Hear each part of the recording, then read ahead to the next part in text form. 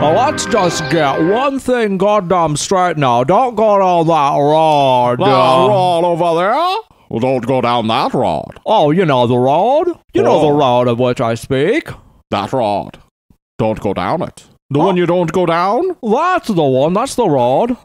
It eats up a lot of animals and creatures, that road. Oh, that road. Oh, that road. At night, I go out onto the road and lay naked on it.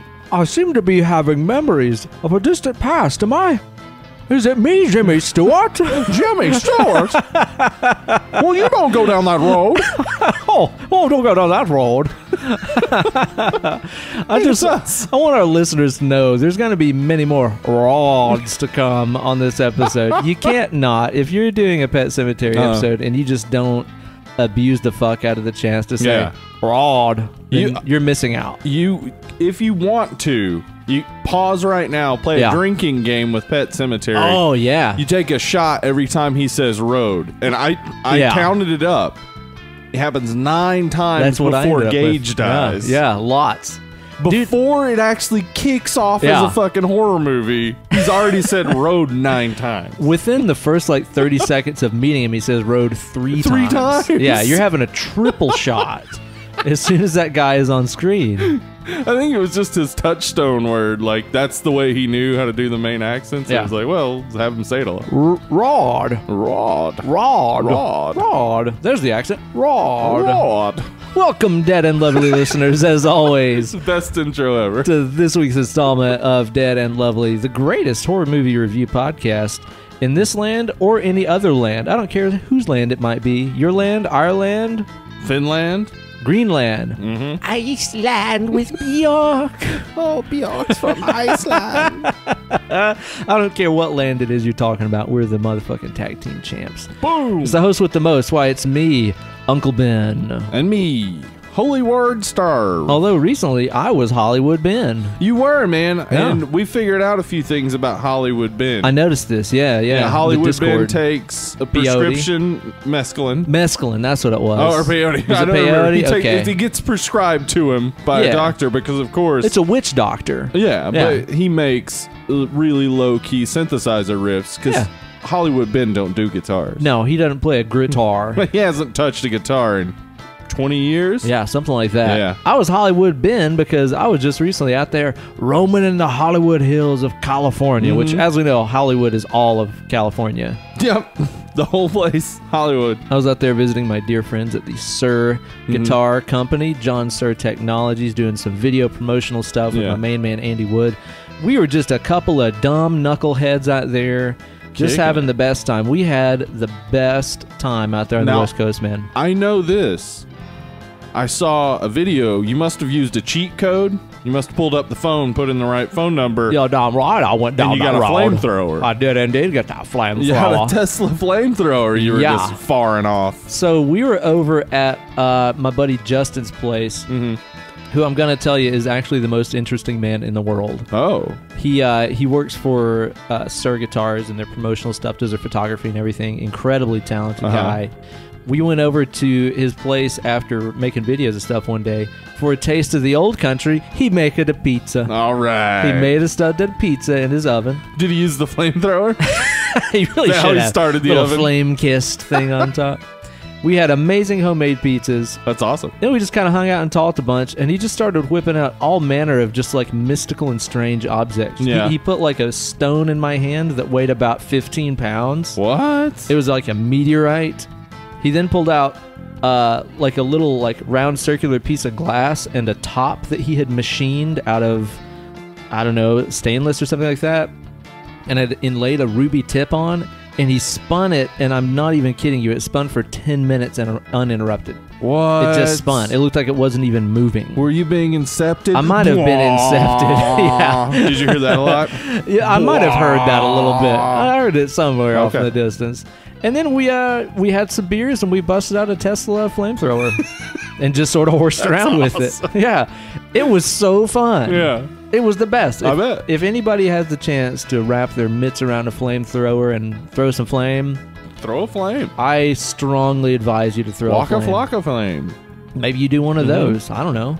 I had a good old time with that thing and just enjoyed the wonderful people at Sir Guitars. They're good as gold folk. I don't quite know why they tolerate me and Andy just being a bunch of idiots out there, but I sure am glad that they do, because I had a great time. I imagine they had a pretty good time too. They seem to. They seem to. You know, they seem to. We like recorded and filmed these like live in the studio trio sessions. Yeah, were you naked?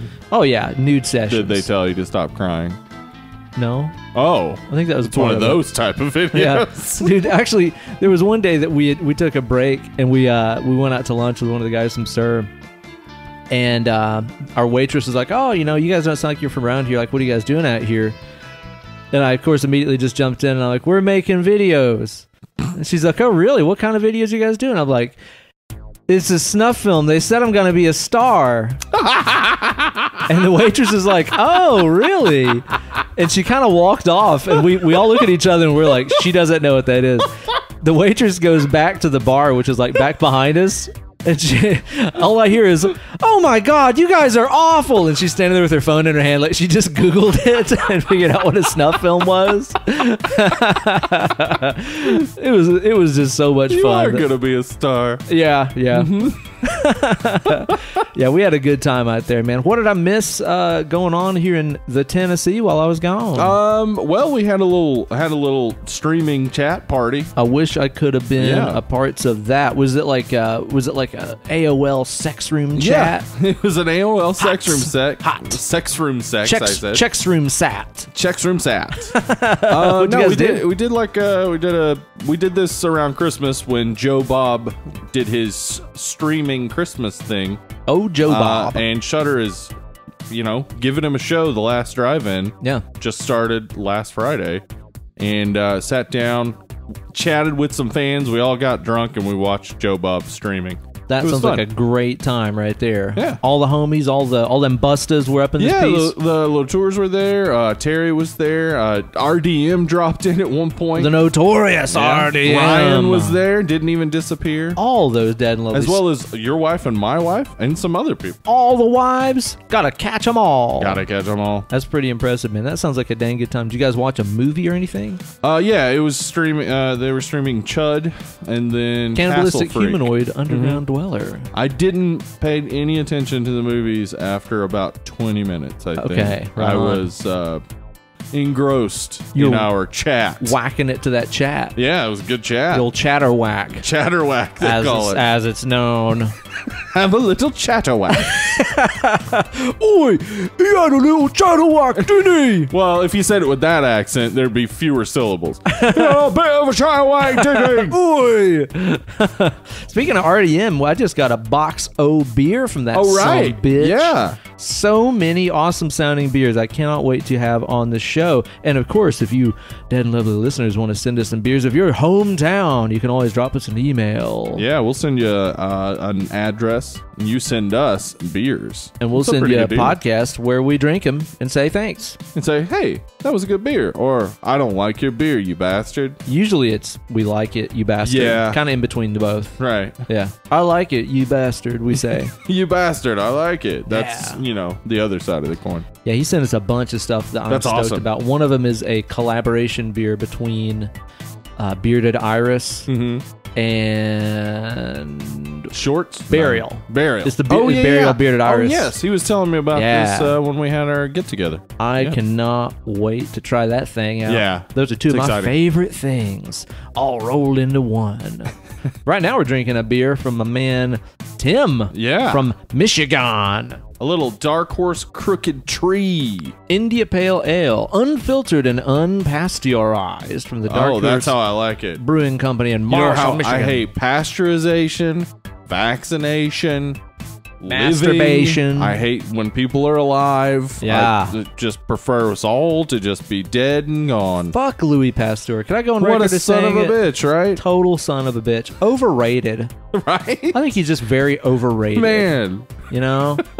Oh, what'd you do today? Oh, pasteurized stuff. Save millions of lives. Whatever, I guess. This beer's pretty good. It's very piney, very resiny, nice and dry. 7% alcohol, so you'll feel it in your bloodstreams. pretty dang good stuff. It is good man. stuff. I'm digging it. I'm digging how dry it is. Yeah, me too. It's a good piney dryness. So before I left for my mission of conquest to the Golden Hills of California, I went out there, and before I did, I happened to watch The Dirt on the Netflix. Guess what? While you were out there, I happened to watch The Dirt on Netflix. Maybe we should talk about... Blah, blah. Yeah. That's the move. Yeah, that's the move right there.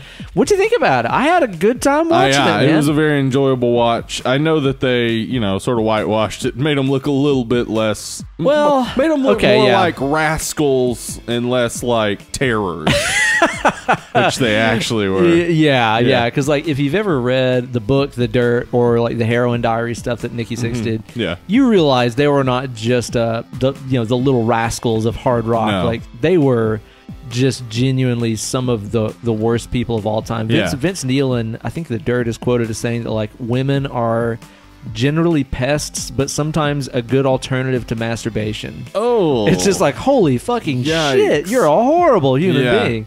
And there's of course a ton of other stuff out there that they left out that was not cool, that you definitely could not show on screen these days. Or really any other day. Yeah. So, yeah, they did kind of like glaze over just how awful they were, but they did also show that they were just kind of a bunch of dumb dickheads. Yeah. I think they showed them more as dumb dickheads and less as maliciously dumb dickheads. Yeah, I think so too. Which I think they probably were more malicious about it. They were wanting to destroy shit. They weren't just having a good time. Yeah, it seems that way. It was a fun movie. It was a fun watch. And look, it's not the truth, it's a movie. Yeah they do present it like this is the book written by Motley Crue, so it is the truth, but it's not, but it's fun. It's a fun movie, and Machine Gun Kelly kills it. What the hell? Tommy Lee. How did he do so good? Like, I was like 3/4 of the way through the movie, and I was like, who is playing Tommy Lee? I'd say in some ways it's not far off from his actual personality in some ways, but I don't know nothing about him. Oh, well, I mean, I don't know his music very well. No. But I've seen him in interviews and stuff. He seems to be a pretty cool guy. Run on. So I have heard that diss track that he made with Murnum. Yeah, where he dissed on the Eminemers. One thing. Okay, so here's one thing. Growing up, I didn't like Eminem at all because I liked rap. And when Eminem came along, living in the South, what I got to hear all the time was, finally somebody made some good rap. And you know what that means. White people. Yes, a white person. And a ton of those same people, now friends on Facebook, they love Machine Gun Kelly. So it's not Eminem's fault. It's not Machine Gun Kelly's fault, but I associate them automatically with assholes. With the, I'm not racist, but I'm not racist, but I don't like any rap that's not by a white person. I saw this great... How's that racist? I don't know. I don't get it. I saw this great meme of Darth Maul. You remember whenever he whips out his like two-sided lightsaber? And it's like it's one side first, then the other side. Like on the meme, like when he's whipping out the one side of the lightsaber, it says, I'm not racist. And then the other side comes out and it says, but. Yeah, that is exactly how it always starts. But yeah, so Machine Gun Kelly, I just haven't listened to him much. He did awesome, man. He did a great job. What about Ramsey Bolton as Mick Mars? Yeah. Pretty cool to see. He did awesome. Yeah, he's really good. I've seen him in a lot of other stuff too. He's a good actor, but like he did a real great job of being the old man. Yeah, the old crusty guy. Yeah, and some of the cameos in there, like the guy playing David Lee Roth was flawless. Holy shit, he was awesome. And the guy playing Ozzy. Yes, dude, so much like Ozzy. My God, it's like whenever it showed close-ups, his face didn't really look like Ozzy. Right. But just his mannerisms and body language. Yeah, the way he carried himself was very Ozzy. And the way he talked and stuff too sounded like Ozzy. And he sure did snort up them fire ants. He did. You don't want to do that. Oh yeah, you don't want to drink pee either. But nope, sure did that too. If you're gonna drink Ozzy Osbourne's pee, though, probably the safest person to be is Ozzy Osbourne, I should think. Sure, yeah. You know what? I bet even he would catch something from. Like, if must be something from my own piss. Like if he gets an open sore, he can't let it touch another open sore, or he might contract something new. Yeah, sides of his body have diseases that the other sides don't. Stuff. It's an interesting ecosystem. Poor guy. Ecosystem inside of Ozzy. Can't imagine. Bless him. I enjoyed it. And I did too. I had a lot of fun watching it. There's cool stuff with like how they recreated the costumes from a lot of those famous videos. And yeah, there's some little inaccuracies with some of the gear and stuff, but they still did a pretty damn good job with it. Speaking of Motley Crue videos, guess who directed 2 of them? Huh. Mary Lambert, director of Pet Sematary. No shit. See, this all ties together, y'all. This isn't irrelevant stuff. No, this is totally part of our horror movie discussion. You're damn right it is. Yeah, I recommend watching it. I think I do too. I mean, it's what, like an hour and a half? It wasn't too long. It's not long. No. And there's definitely enough action. Like, even if you don't know anything about Motley Crue, it's an interesting story of a band becoming famous in LA. Yeah.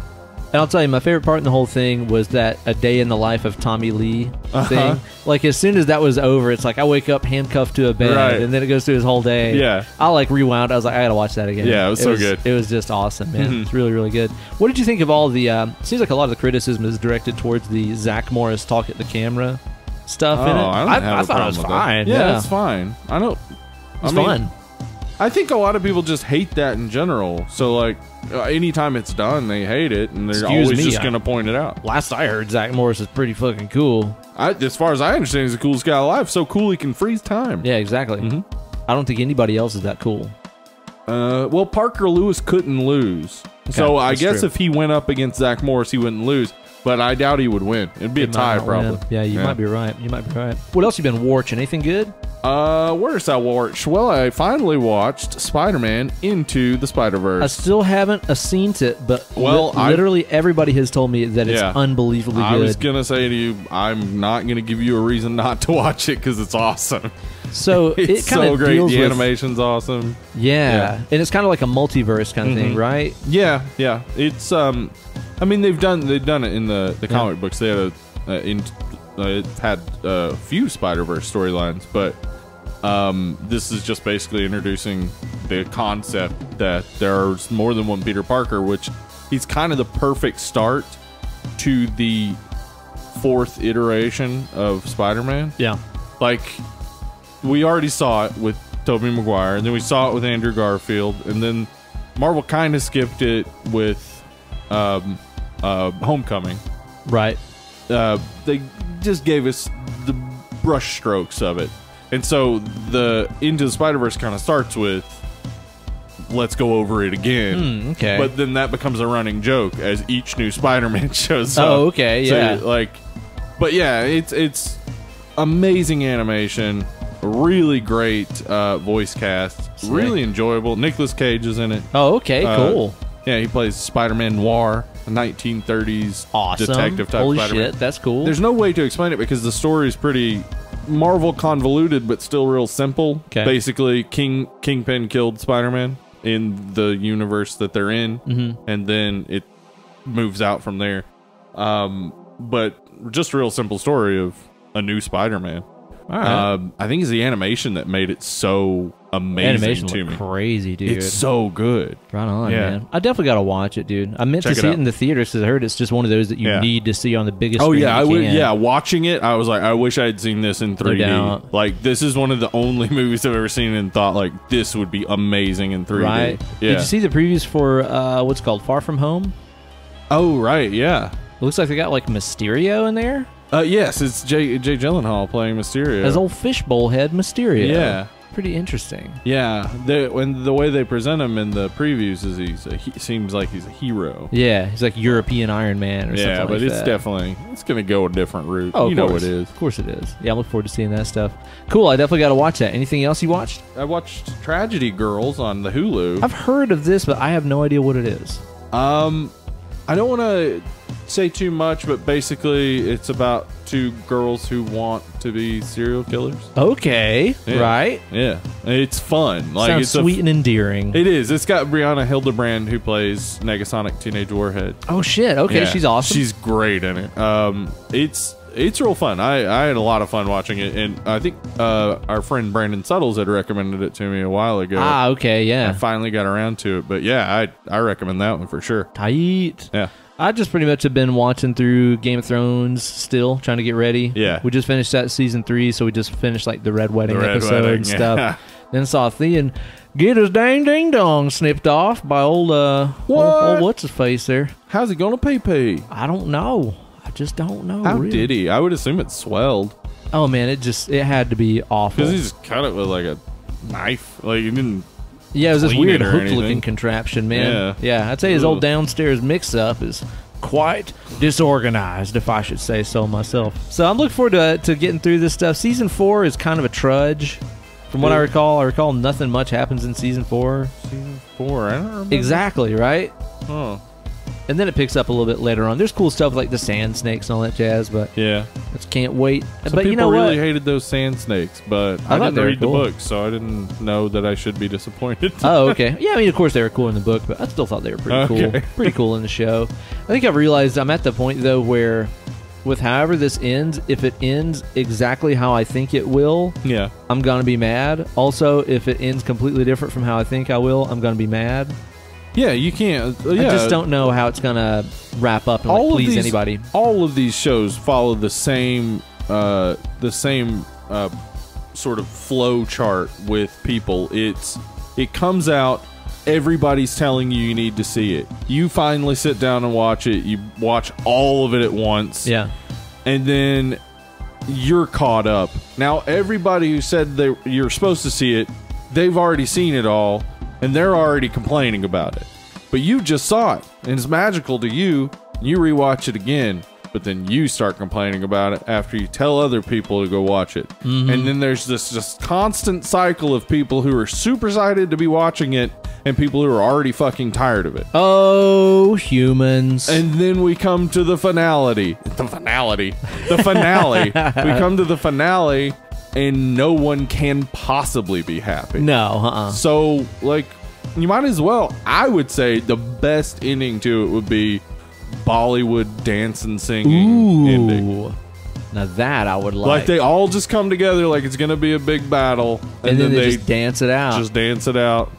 Then hug each other. Are the dragons dancing too? Yep, the dragons break dancing. Oh my god! And just eliminating entire towns and Yeah, stuff accidentally. yeah, but everybody's loving it. They're like, yeah. Nobody cares about them. They're poor in their thatched Who roof needs cottages. them? Yeah, Who needs them anyway? like at that point, no one could complain because No. it would be like nobody would say it was good. Yeah, So who do you complain to? it's a great point. If you have no one to complain to, if you're all just like, man, that sucks. So you guys heard it here first. Dead and Lovely's calling it. We're like Babe Ruth calling it. We're Bollywood pointing to the ending. fence. Bollywood dance ending. That's what we're calling for Break Game of dancing Thrones. dragons.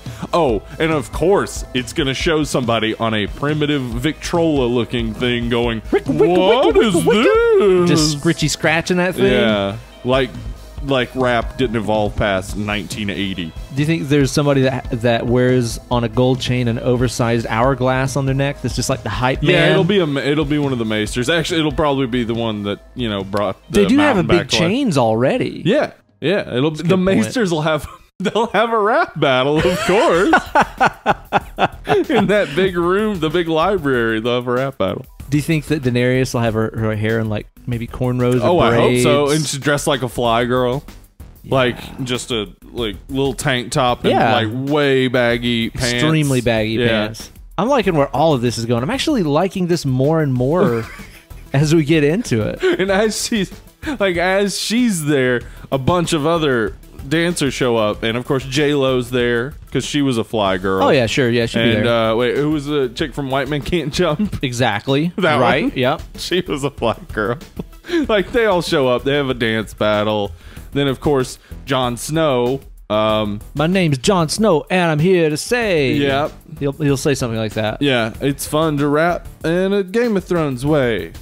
Oh man, they get like self-referential like that. Yeah. Yeah. I'm okay with this. With my boy George R.R. Martin. Dude, seriously though, like it would be the greatest thing of all time if this did just dusk till dawn. It just get till like, the very what end, the fuck? completely change gears. Vampires show up. Yeah. What the fuck? That would What? be amazing. If, like they're about to have this huge battle, and then an army of vampires just swarms, Kills all of them. Everybody's dead. Yeah. Yeah. Yeah, so we'll see how the cookie crumbles on that one, but we're calling it. Yeah, that's You heard what- it here first, You heard motherfuckers. exactly what's happening. Now, Steve, the subject of today's show is Pet Sematary. That's how it's spelled, I think. And that movie is, of course, all about, little fluffy dogs and kitties. Yeah, and a whole bunnies. lot about pets and cemeteries. Yeah, exactly. It's a very pet-oriented movie, as you would guess by the title and stuff. Right. So, Steve, I say before we start getting into the movie review portion of the show, why don't we just slide, slipper-dippity slide here on into the Preview Palace. Welcome to the Preview Palace. And maybe there's some wizards over at the BuzzFeed what can tell us which pet we should actually have by answering a series of questions. I bet Chelsea Marshall and Julia Pugachevsky could tell us exactly what's up. So we got to answer a series of questions here and find out what our dream pet is. Now, Steve, what is your schedule like? All over the place, get in late but work late. Whatever I want, my boss doesn't notice. No one owns me. I sleep there. I'm unemployed, thanks. Flexible or working 9 to 5. You got a lot of choices. I'm going to go with no one owns me. Yeah, man, It's you true. don't own me. It's true. Pretty hardcore answer, man. I'm going to say all over the place because I You got that chaos here, life. there, and everywhere. Yeah, Yeah. exactly. Maximum chaos. So that is being my answer. Ben, this one's a simple question. Okay. That for some reason offers 2 answers, but then offers 9 answers. That's an interesting Here's the question. turn of events. Love or money? Or 7 other things. Or 7 other things. Interesting. Love? Neither. Money? Love is the only currency. WTF question mark. I'll just buy love. Oh. Money can't buy you love, though. Did they not know about that? I think the Beatles clarified Yeah. this, yeah. Ideally, love. Realistically, money. Ooh. I hate this. Or a slice of pizza is the last answer. I'm not going to lie. I Yeah. think that pizza is kind of the ultimate combination of love and money. Because It is. you have to have money to get it. Right. But then when you eat it, it's like being in love with pizza. Yeah. I love it when I have it. This also looks like a big old floppy New York slice. Yeah, it looks like a good slice of pizza. I'm going with that pizza. Okay. All right. I'm just I mean, why can't you have both? All right. Well, I'm going to go with love. Okay. Good choice. Good choice. Whatever. The highlight of your weekend would be having friends over for wine and Netflix. Any moment of alone time, reading a really good book, seeing an experimental play or movie. Experimental play or movie? I mean, play or movie would have sufficed. If that's the highlight of your weekend sucks. Going on a cute date with a crush, flying to a different country, performing on stage, chilling at a dive bar, or dancing at a posh club. The highlight of my weekend. So this is a Saturday, Sunday activity. Yeah. I would say flying to a different country, but That'd be pretty like, cool. what different country are you flying to for a weekend? Are we leaving on Wednesday and coming back on like Tuesday? It's a good question. Yeah. I'm talking like long weekend. Right. But yeah, I would love fly to a different country. Sounds pretty good. I'm going to go with performing on stage. Because that's what I kind of tend to do all the time. That and is, I'm yeah, looking so you're forward living to your it. best life. I'm looking forward to performing on stage this weekend with Skank Banger Saturday at the Open Court in Knoxville, Tennessee. Gonna be busting out some new Motley Crue songs because might as well take advantage of the fact that that's popular right now. It is, for sure. Fuck it. Ben, pick an after-school activity. Wait, an after homeschool activity? Yeah.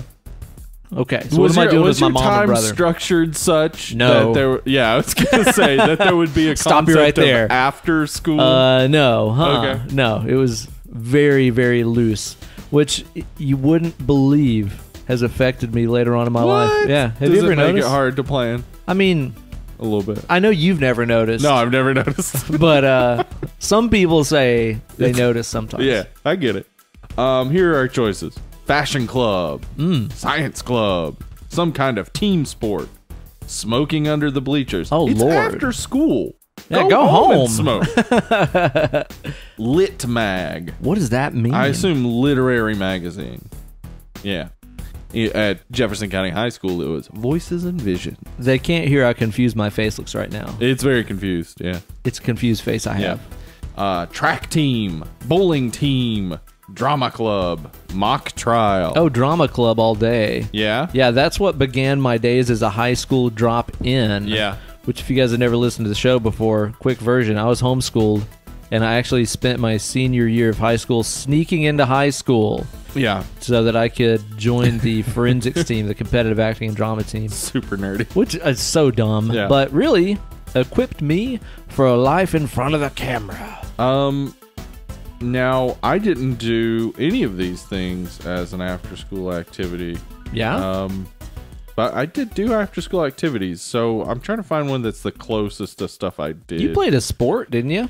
Not in high school. Yeah? I discovered weed. Is that on here? Smoking under the bleachers? It is. All right, I'll pick that. All right, so you've at a party. You're the one who is telling stories to a group, Sure. drinking from a keg or funnel, Both. passed out on the couch, down to do something crazy, playing a video game, smoking weed in a corner, Right. under a bleacher, Oh. snuggling with your SO. At the party? Yeah, helping a drunk person or having an intellectual convo. Which is short for convoy, like a group of trucks. Oh, well then, okay. I Yeah. was gonna say, if that was an intellectual convoy, I'd pick it. Yeah. Because, But yeah, that's usually what I am doing, is talking to somebody about something. I think sometimes I'm telling stories to a group, but usually I'm just having individual conversations. So you're going for that intellectual convoy. Sure. I think I'm going to go telling stories to a group. Seems like people are always interested to hear about my antics and shenanigans as a right. rapscallion musician. Yeah. That is what you do. You out there, you rapscal. I'm a rapscallion. Next. It's the first day of nice spring weather. Shit, it's not here. Not yet.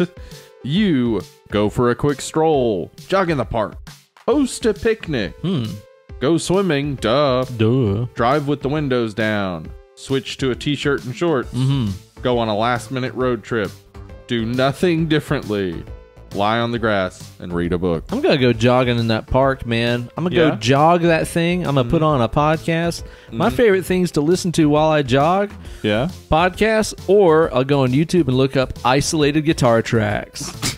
So I just run and listen to just guitar. I can't be the only one that does this, right? Sometimes an isolated bass track or a vocal. That sounds like the beginning of so you're in a movie where you have to win a guitar competition to get your girlfriend's dog's monies back or whatever. Because he's sick. Yeah. Yeah. And that would be the beginning of the montage. You start to jog just listening to a guitar track, and then it just cuts to other things. Like just Joe Satriani's Satch Boogie track. And then at the end, you run up the steps of the Rock and Roll Hall of Fame. It'd be really interesting, though, to see an inspirational montage like without drums. Like, this seems like that would be pretty hard to convey. It's just isolated guitar. People are just waiting, like, time. when do the drums start? Nope, none of that. Nothing. No rhythm. Just guitar All tracks. guitar. Sometimes it's like dropping out where there's just drums maybe in the song, and then it comes back. But during those times, you're just hearing like my footsteps, like This is hilarious. top, and then the guitar comes back. I can't imagine. People are like, God damn it, when did the drums come in? Because you wouldn't even recognize it as a montage. You'd be like, why are there sometimes notes playing and it's just cutting This from seems thing to weirdly thing? edited. Yeah. Questionable choices. So you're gonna jog in the park. Yeah, what are you doing? Boy, I would say I do nothing differently because I do a lot of these things even though it's cold. That's true. You've been known to wear a short. You want them winter shorts. Yeah. Because unless I'm gonna be outside, I'm gonna be inside. It's gonna be a lot of people keep their houses way hot. Like, dude, I think that whenever we finally start our extremely hardcore black metal band, Dad, I think that your black metal name is Winter Shorts. Winter Shorts. That's me. And I wear spikes on my shins instead of my wrists. Yeah, exactly. Got shin It's a good spikes. Immortal would wear some shin spikes back in the day. Yeah, big, they like, would. shin That's right. guards. Yeah. But you'd be wearing those as like cargo shorts. Yeah. Or an athletic short. No, I don't They're have any black, cargo though. shorts. I am anti-cargo. What are you short. trying to? What do you carry around all your stuff in? Oh, I just leave it at home. Like, What about when you need it? I had cargo shorts as a teenager, and I would never use the pockets. And the only thing I ever discovered about them that was noteworthy was the cargo shorts I had. If you jumped in a lake with them, you came out with 2 pocketfuls of water. Pocketfuls of sunshine. You got a pocket full of sunshine. That's right. But you know what? How many times did you save your ass by having that hammer hanger loop on your carpenter shorts? It's real nice. Just hang your hammer there. Well, everybody like, knows that, like, if you're gonna do some major hardcore carpentry work, you better put on some jorts. Right? For safety. Yeah, if you're not wearing safety. jorts. And if you're not wearing jorts and all white tennis shoes, with mid-calf socks, white socks, the house is going to fall down. Yeah, everybody knows that. Well, I mean, if you're doing carpentry work and you're wearing long pants, the shin part of your pants might get caught in some machinery and cause an accident. That's what happened to Jesus. That's what then they say. blamed it on the Romans and the Jewish folks, but he was just carpenting and then got sucked into the crucifixion machine. Yeah. You use that a lot with carpentry. Yeah, that's right. When you need to crucify something. Maybe I just throw in a joke right here that I might just edit out later. Go for it. So, there's this guy that works for an advertising agency. Oh, no. And what he's trying to do is he's trying to sell Edwards brand nails. Mm-hmm. And so, it's this boardroom meeting. He's like, I got it for the ad campaign. I've got it figured out. And it shows these Roman soldiers like hammering nails into Jesus's hands on the cross. Right. And it's like Edwards nails. And people are like, oh my God, you absolutely cannot do that. That's horrific. That's awful. Right. He's like, okay, well, back to the drawing board. See what I can come up with here. So next week passes by. He comes back. He's like, all right, guys, I got the best idea in the world. I've got it. And it shows them hammering nails into Jesus' feet into the cross. And they're like, my God, Bill, this is not... This is awful. This is the worst. He's like, all right, one more time. Just give me one more chance. So next week he comes back. He's like, all right, guys, I've got it. This is the definitive ad campaign. And it's a short video, and it shows these Roman soldiers chasing this Jewish guy with long hair and a crown of thorns on his head, chasing him through a field. He's getting away, and they're like, get back here. And they're running after him. And at the end it says, should have used Edwards nails.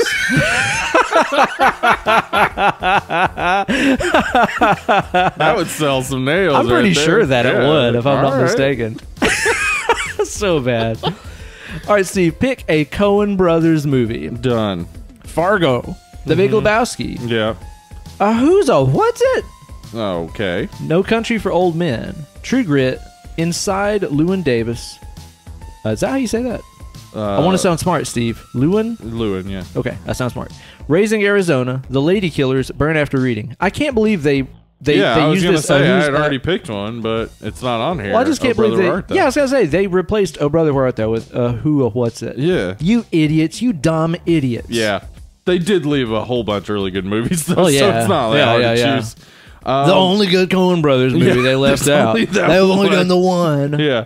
I think for me it's No Country for Old Men. Yeah. Yeah. That's one. That's a love it or leave most, it. I Seems think, like, except for maybe Raising Arizona. Yeah. Because I saw Raising Arizona so many times as a kid. Don't you come back here until you got no baby. God, Son, I love it so much. You got a panty on your head. You got a panty on your head. Big Lebowski is gonna be my one from these, but ultimately, Oh Brother is probably my favorite. I think. All right, next. When dating someone, your biggest deal breaker is blood relationship.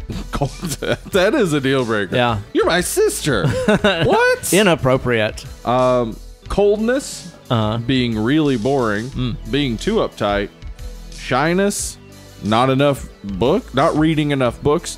Offensive language.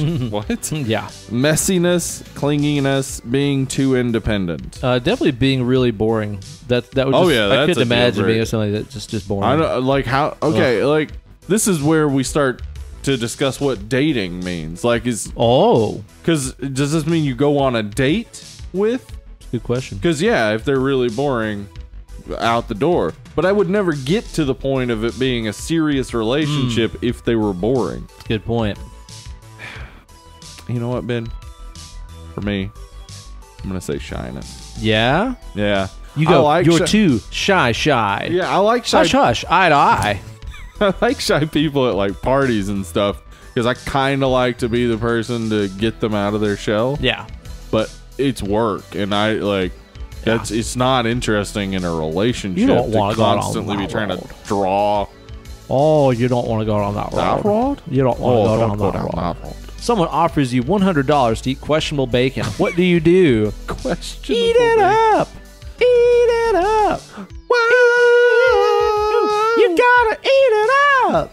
I would never eat meat. I'm not stupid. No. Anything for that. Cash, cash, cash. How about $200? Ha. I don't need the money. Only if someone films it. And how gross we talking. What are you going for, Steve? How about $200? You gonna double. I drive a double bargain up. even if I don't intend on taking them up on it. One time, talked a guy in Chinatown in New York down to like $10 for this bottle of Usher cologne. I didn't even want it. I just picked it up and said, "Usher has a cologne," and then the guy was like $50. I was man. and I immediately was like 10. 10. What would have been awesome is like if he would have finally been like, okay, $10. He did. He said okay. Eventually, it was like okay, $10, and I was like, I don't even want it, and just walked away. Dude, okay, that's literally what I was gonna say. Is like if you got him down to $10, then you set it down and just said, "I broke you," and left. You know, and then his whole life is just ruined after that. He's always just shaking, worried. Yeah. He broke me. Okay, so for me, I'm just gonna go with the no. I don't need. I mean, I'm not. You know. Yeah. I'm not questionable. gonna. I'm not starving. Here's the deal. To me. Yeah. Ultimately, we've talked many times on the show about how much I hate throwing up. Yeah. You couldn't pay me $100 to throw up. Oh, okay. Yeah. And if I'm eating some... You pay me $50, I'll go throw up right now. Man, how about 10? Okay. I don't want you to. It'll take me less than an hour. I broke $10? you. Okay. All right, next one here is tricky. Pick a pattern. Yeah, pick a pattern. Yeah. How are we going to describe these? We got like a wavy rainbow kind of thing. Sort of a floral looking print. Grandma's couch. Looks like a flowery, not like flower, like a silky tutu prom dress kind of thing. Then like a snakeskin pattern. Yeah. Polka dots. Grass? That's not a pattern. That's not a pattern, no. Clouds? That's not a pattern not either. A pattern. Zigzags, and then we got some, what is like that? A plaid. Gingham or plaid, yeah. I'm going to go polka dots. I like me some polka dots. Snakeskin for me, motherfucker. All right. Skankbanger all the way. Yay. All right, Steve, how responsible are you? Ugh. I can be flaky, but I'm responsible when it counts. Yeah. Very. I'm a free spirit, baby. Uh-huh. I'm taking this instead of studying, so yes, but no one believes me. Sure. I'm very clean, so yes. Working on it, Mom. I have to be, or things work out. Things work out. Yeah. No, that's not how I am. I would say I can be flaky, but I'm responsible when it counts. And that means anytime I like make hard plans with somebody, I'm gonna keep them. Yeah. But if we're at a party and we're like, "Hey, we should do something Tuesday," we're not doing anything. It's not Tuesday. happening. Not gonna do it. Not gonna do it. I'm a free spirit, baby. Which is just a way of saying I'm very irresponsible. Yeah, hate it. Hate having to be committed to doing important things. Yeah. I just want to have fun. I want to have a good time all the time. Yeah. Well, my thing. see, that's the thing is I just worry about other people's good time. So, like, if I make a plan, I feel like I have to do it because I feel like I'm going to screw up somebody else's day. Because, like, I know that for me, I'm just dreading what's going to happen later. But other people sometimes are excited about things. Sometimes. So, like, I'd like for them to feel happy, though the whole time I'm like, fuck, I got to do this thing later. All right, what do we got next? How often do you cook dinner for yourself? I like to make it a pizza. Yeah, you only cook for guests like once a year, maybe. You only order delivery once a week, almost every day. Does cereal count? A few times a week, all the time. It's so fun, all the time because of your diet. I'm gonna say almost every day, or maybe should I say all the time? It's so fun. I love cooking. I'm gonna say all the time. It's so fun because it is so fun. I love cooking, man. I don't understand why people don't like to cook. It's fun. Yeah, I'm just to say something different. I'll say almost every day, but it's every day. I cook my own food, like every single meal, basically, unless we go out. I like to have a food meal. Yeah. Food meals. And I make the best food meals. Not the best, but I make some pretty good food meals. I make the best food meals I've ever made. That's true. I've never beaten myself. Try arguing with that one, jackass. Describe where you reside. So small. Okay. Cozy, but I live near a ton of parks. All right. It's a dorm. Huge, inconsistent. That's an interesting answer. Aye. Teeny, but it has tons of light. Okay. Moderately sized but cozy. 4x4 basically, or a trailer. I would say. I would say it's moderately sized but cozy. Like I think we have enough space, and especially like since we're out in the country, we have a yard. Yeah, right. So it's nice. I kind of have to answer that too, because I don't live in a huge house, but I don't live in a small house or a trailer or any of these other ones. So that's the one that we're gonna agree with here. Okay. Now, Steve, this brings us to our answer. We've met our dream pets who are destined to have. Which pet should we have? I got rainbow shark. Rainbow shark. That's right. Do rainbow shark. Do rainbow shark. So like people with kids just now wanted to murder us, and people who don't have kids are like, "What's that?" I don't understand. You always seem to want to prove a point and appear cool. Yeah, that's me. Okay, you and your rainbow shark. Part of you might possibly want to be Dr. Evil, but you lack the space. Okay. Okay. I don't understand how any of that's relevant. And also, I would say not true. I do like proving points, though, but appearing cool, whatever. I got garter snake. You like danger. I would have said that anyway. But not too much. You're also good at appreciating details that other people do not. So apparently, thusly, that means snack. I don't quite see how the dots connect on that one, man. I think maybe the wizards over at BuzzFeed might have failed this one. I think they did this on a Monday or a Friday when their give a fuck might have just been about out. Yeah, a wizard on a Monday, you're not going to catch them. They're hungover as fuck. All that stuff. So we got us another beer here, Ben. We do. We need to get us a pull because we've got us both 2 big beers here from our main man, Patrick. I just got these in a package today. I'm very excited to try these out because he was talking it up real good. This is an Uncle Dave's IPA from Discretion Brewing. I've never had anything from Discretion Brewing. I haven't either. He was talking it up real good, though. He said they got all kinds of other cool stuff. It says, is there anyone better to sit around a campfire with telling stories? IPAs in hand? We think not. Cheers, Uncle Dave. This full-bodied, complex dry hop IPA delivers fruity hop aromas supported by a substantial maltiness and a hint of peppery rye. Peppery rye. Peppery rye, you say? This is a 6.5 ABV, 52 IBUs. What's that get like to you? That rye is peppery. Yeah? Some fresh-ass pepper? I'm going to pour mine in my cup right here. Aftertaste is interesting, huh? Oh yeah, it's good. It's clean. This isn't a like cloudy, hazy looking thing. Yeah, this is very clear. It honestly the color is pretty much identical to Yuengling. Yeah. It looks like a lager, Yeah. Not like some of the other West Coast IPAs and stuff we've had. I would say recently. this tastes way different than most West Coast IPAs. Wow. I would say it's a little lagery even. Yeah, it actually really is. And you can taste the rye and stuff on the back end of it.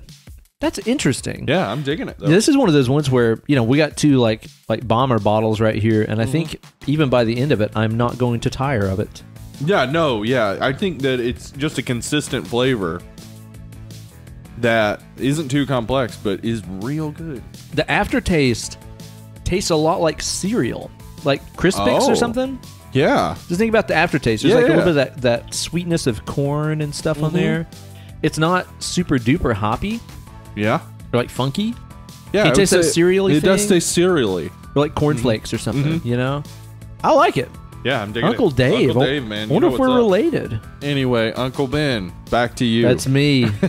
So, Steve, the subject of our podcast today is Pet Sematary. Sematary. What's the matter, you? What's the matter, your pets? That's a Pet Sematary. That's a good joke, right? Nailed it. And this is from 19 and It is from 19 and it's actually from 1989. That's what I said. I said 19 that's Sorry, get your ears checked. Shit. Hey, damn. Is this the first time you've seen this movie? No, the first time I saw this movie, I was 16 years old, and my girlfriend told me that she loved it. And I love horror movies, but I had never watched it. Okay. I sat down to watch it with her, and I don't know, 10 minutes into the movie, I was like, so that little kid's going to get hit by a truck, right? And she was like, just watch the movie. and I hated it. Again, Babe Ruth just calling for the fences on that one. You were calling it.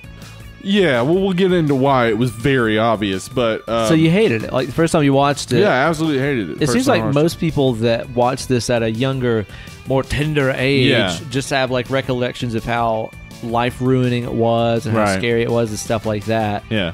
I, of course, did not see this as a kid, but I'm kind of surprised. It seems like most people that saw this in the younger days recall it as being very scary. Well, I mean, we've talked about it for 100 and something episodes now. I grew up watching horror movies, so a lot of people. I do think that is like I think I have to be very gentle in the beginning and like rip off this Band-Aid. I still hate this movie, and I still don't think it's a good movie. But I do think that there are very good elements. I think it was well directed. I think it was well acted. It fails as a single individual horror movie to be good. I can see that and I can understand that. This is one of those ones that I watched for the first time probably, I'd say maybe 8 or 9 years ago, something like that. And I've watched it a few other times, like a couple Halloween seasons since then. I've put it back in and watched it. Yeah. And always been like, yeah, that was good. There's a lot of memorable stuff in there, and I think convinced myself that it was really a classic. Yeah. And as we said before, it's like whenever you watch shows for the podcast and you're going to be analyzing it and stuff like that, you watch it with a much more critical eye. Yeah. And this time through, I couldn't help but see how a lot of it really falls apart. Yeah.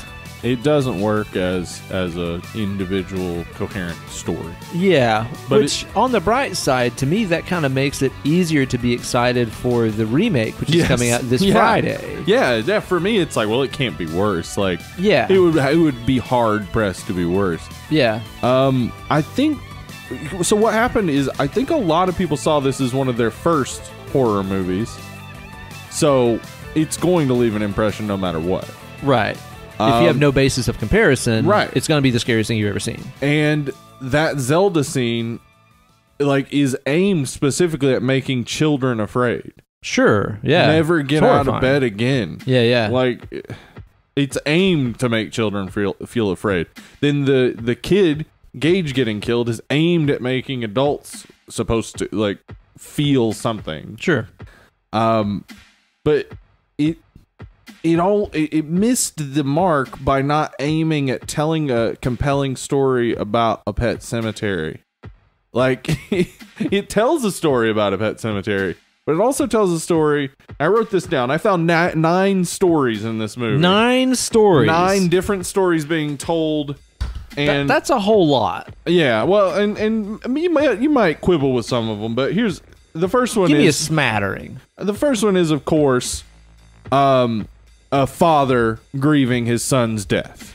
Okay. That's one of the major overarching. I would say probably the A story is this father, Lewis Creed, going through dealing with death and dealing with not being able to do anything about it, but then having something to do about it, and dealing with the fact that he can't process death. He's just failing at it. So he keeps trying to bring everything back. So that's like our main story. Sure, that works. And part of that story is that there's a pet cemetery. Well, there's an Indian burial ground near a pet cemetery that brings stuff back to life. Because reasons.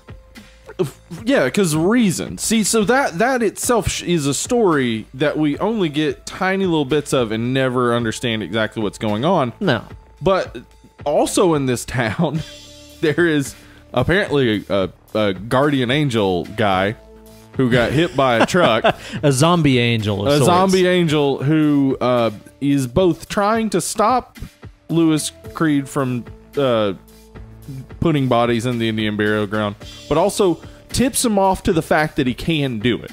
It is a little funny that he goes through all the trouble of like waking him up in the middle of the night to be like, hey, guess what? Come with me. All right, now that we're out here, I'm taking you all this way. You see this? Well, what you do is this, and you bury him, but don't do it. Don't do it. Time to go back to bed. Yeah. Bye. And I would say you know what? That if this were part of the first story and we're dealing with the fact that the only patient we see him get dies. Yeah. Then we would be learning more about Louis Creed. And if he every once in a while saw that guy, like, just in moments when he was reflecting, and we could be like, oh, okay, that's in his head. Yeah. But no, 2 other family members see and talk to this thing. So that's what I was going to say. It's a fucking spirit that has nothing to do with a pet cemetery, which the movie's about. Correct. Yeah. Yeah, he was not a pet. He was not buried in the burial ground. Nope. There's not much reason for him to like come back as like a ghost. Yeah, or for him to have some information about the future. Oh, okay, so that is a thing in the book. Okay. Yeah, I'll talk about some of the book differences. Yeah, we'll get into that in a second. Okay, so other story that's going on. There's a road that kills people. Oh wait, and pets. there's a what? A rod. A rod? A rod. That was a rod. There's a rod. That was a rod in northern Maine. There's a Paul. folks. Paul Rod plays There's a Aunt Paul Mom. Rod. He plays Aunt Mom. Don't go down that Paul rod.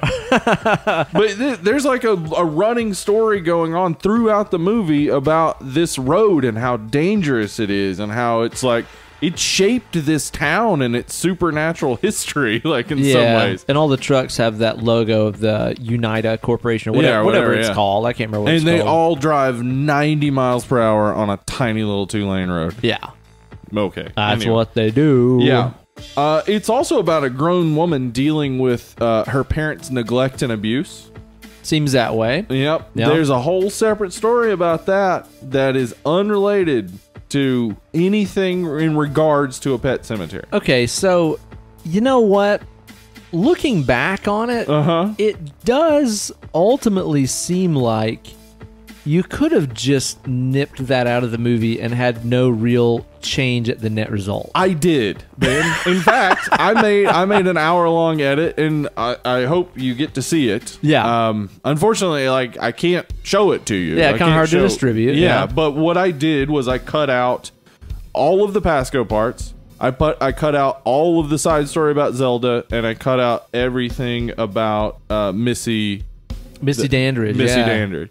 Yeah. Again, those are also things that I really noticed this time around. I was like, you could really just take those out. And you can, and it doesn't affect the story at all. That's what I found is when I watched it afterwards, I was like, oh, that's just a coherent story about a pet cemetery. Yeah, because ultimately Judd tells Lewis everything he needs to know about the cemetery and how it works and stuff. Yeah. And so the Missy stuff doesn't really matter. We don't need Pascal to tell her to go back to her house whenever she calls and doesn't get her husband after the death of his son. Yeah. We don't need him to say anything because we get, oh, she's his wife and she's worried about him. She's going to fly back home and see what's up with him. Well, here's the thing, too, and this is made way more explicit in the book. Yeah. But I noticed it, especially this time watching through, it's pretty apparent that Rachel, the wife, and Ellie, the daughter, have some kind of shining, like, psychic yes, they do have premonitions. something going on. And again, that is actually addressed in the book. It seems like there's several people that have the shining in the book. I was going to say, like, sincerely and truly, like, I don't have a problem with all of these things being in a movie. Yeah. But seriously, I wrote it down. I think this line, just this line from Judd Crandall would have made all of these storylines just fine. All he'd have to say is... Judd voice, please. I'm going to. A lot of strange things happen hereabouts. People say they seen ghosts, heard faint whispers. Oh. That's it. You put that line in, all the other storylines make sense. That could now be pretty the much town it. is haunted. Yeah. Now the town has something going on. It's not titled Pet Cemetery. It's titled whatever town this is. Right. And it's about a town that has a bunch of shit going on, not just a pet cemetery. Which is the title of the movie that we're talking about. Yeah. That is also about a woman who gets stomach cancer and kills herself. Because why? So that whenever Judd Crandall mentions her name in a flashback, we know who she is. That's kind of all. That's the only reason she's there. It makes no sense. And it also makes no sense, too, that they have her character in there, but inexplicably wrote out Judd's wife. Like, Judd has a wife in the book. Okay. Yeah. And that would have made really more big part. sense. Yeah, exactly. Meh. Anyway. I don't understand it at all, man. This is also a movie about a little girl learning about death. Yes. In fact, there are several scenes about it. Yeah. That could easily be cut out in the movie and wouldn't affect it at all. It's also about a husband who has a very tense relationship with his in-laws that leads to a fight at a child's Oh, wait, funeral. hang on. Let me just back this up. Doesn't lead to a fight, Steve. Uh-huh. Leads to an all-out slobber knocker casket match. It was a casket match. And Gage lost. Gage lost big time. Dude, I want somebody, if somebody's not done it yet, please, for the love of God, somebody go through and take the casket scene and overdub it with Jim Ross commentating. I'm going to do that when I get Stop home the damn tonight. match! Stop the damn match! I swear to God, he's dead. He had a family. Like, He did. That's what the movie That's was what it's about, really. Yeah. Casket match. And there is one other small story that goes on in this movie. Just about halfway through, there's a short film about kite enthusiasts. And the main plot of that is who's flying the kite. That's the name of the game. Who's flying the kite? Why don't you tell us, Steve? He's flying the kite. Daddy's flying the kite. I want to fly the kite next. Gage is flying the kite. I want to fly the kite. It's kind of like the kite. Like a children's grammar book where it's like he flies the kite. Yeah. She flies the kite. Oh my God. He flew the kite. And it just keeps happening. And you're like, okay, we get that there's a fucking kite. Moving on, please. Yeah. You could have done anything. You didn't need 5 minutes of mentioning how much kite flying is occurring. He's got keys tied to that kite. Benjamin It's Franklin. a thunderstorm. Benjamin Franklin's here. Wow. Yeah, you know what, Steve? When you put it that way, it does seem like there's kind of a lot going on. Yeah, well, But not really that much going on. not that much though. Yeah, like in the end, like okay. So for people who love the movie, I would assume that they love about it is the Zelda parts are ridiculously creepy. Yes, those everyone must admit are very fucking creepy. The Gage's death is legitimately very Disturbing. devastating Yeah, and sure. disturbing. Yeah. The cemetery set and the Indian burial ground. Oh, they look great, and like, they're that actually burial ground would like make a sweet tattoo. Yeah, it would. It Yeah. looks real cool, and that's the thing. I was gonna say it's a set, but actually, I mean, these are locations in Maine. They shot everything in Maine, so nothing is. I wonder on whose a idea that soundstage. was, huh? It was Stephen King's. Oh, I He never said would've they guessed. couldn't make the movie unless they made it in Maine. All right. I talked about this before we started. Yeah. But this is absolutely necessary information to know about Pet Sematary before you can make a full judgment on it. Okay, get it. Stephen King wrote Pet Sematary, Yes, the book. and then it sat in his office desk drawer for like 2 years. Buried under cocaine. Buried under cocaine. He had tried to sell it to his publisher at the time, which was Doubleday, and they didn't want it. Okay. They said there's too much cocaine on this Too book. much cocaine on these pages. Yeah. Can't Everybody do who keeps trying to read it ends up just licking the pages. Anyway, so they didn't want to publish it. it. Yeah. He moved to Viking, I think, and Doubleday still owed him some money, so they made a deal with him that they would print Pet Sematary, and he'd make money off of that. So from the first, nobody wanted to publish the book. Then he wrote a screenplay of it, and George Romero bought it for $10,000. Yeah. But then no executives at any studio wanted to make it. Mm-hmm. They didn't like the screenplay. And so 1988 rolls around. There's a Writers Guild of America strike. The writers are striking. That means no writer will go work for a studio. Okay. Now, a lot of people would think, well, why would that matter? You've already got the screenplay. Well, that's not how you make a movie. You have a screenplay, but then practical things have to happen and things have to be rewritten to make the script shootable. Sure, yeah. And to make sure everything makes sense. They decided to make Pet Sematary because the script was already written, but that also meant that no one could do any rewrites on it. Oh, so it was just like basically As first draft as is. Yeah. The director can make choices about it. She could do some changes on set, but other than that, you just got this script. Kind of stuck with it. Yeah, and even Stephen King couldn't do anything about it because he was a part of the Writers Guild, so he couldn't. Oh, okay. He couldn't come along and fix his own script. So you have a book that nobody wanted, turned into a screenplay that nobody wanted, turned into a movie because they had to. Recipe for success. Yep. Wow. And you can tell how much confidence they had in it because they got a director of music videos. Well, here's the thing is that... Not to say that she was a bad director. I think she did good with this. Yeah, the director's fine in this. Yeah, I think it's fine. Although it is interesting to note that, yeah, I mean, originally George Romero was... Yeah, he wanted to enlisted do it. to direct. Yeah. Do you know who was originally enlisted to play Lewis? No. Fucking Bruce Campbell. What? Yes, there is an alternate reality where George Romero directed a Bruce Campbell. I would have made it hard to take star. serious. I know, and it would have been fine. It would have been, though. It would have been a fun movie. Hell yeah! Like I Bruce was Campbell versus so that cat. on board with it. Yeah. Oh man, like wrestling around Yeah, with little that'd be Gage and hilarious. stuff. Yeah. I can see it now in my Yeah. mind's eye, and it's a 10. Yeah. It would have That been sounds awesome. great. Yeah. I do find it kind of odd that nobody was that interested in making this book into a movie or even in getting the book. The book is actually pretty damn good. Yeah, well, I've heard that. And Well, okay. I think It's Double... okay. Yeah, It's okay. I think Doubleday maybe had some... Because, like, Stephen King was getting real big by this point. And this Sure. was 82 or 83 that Yeah. Pet Sematary finally came out. So this was, like, 79, 80.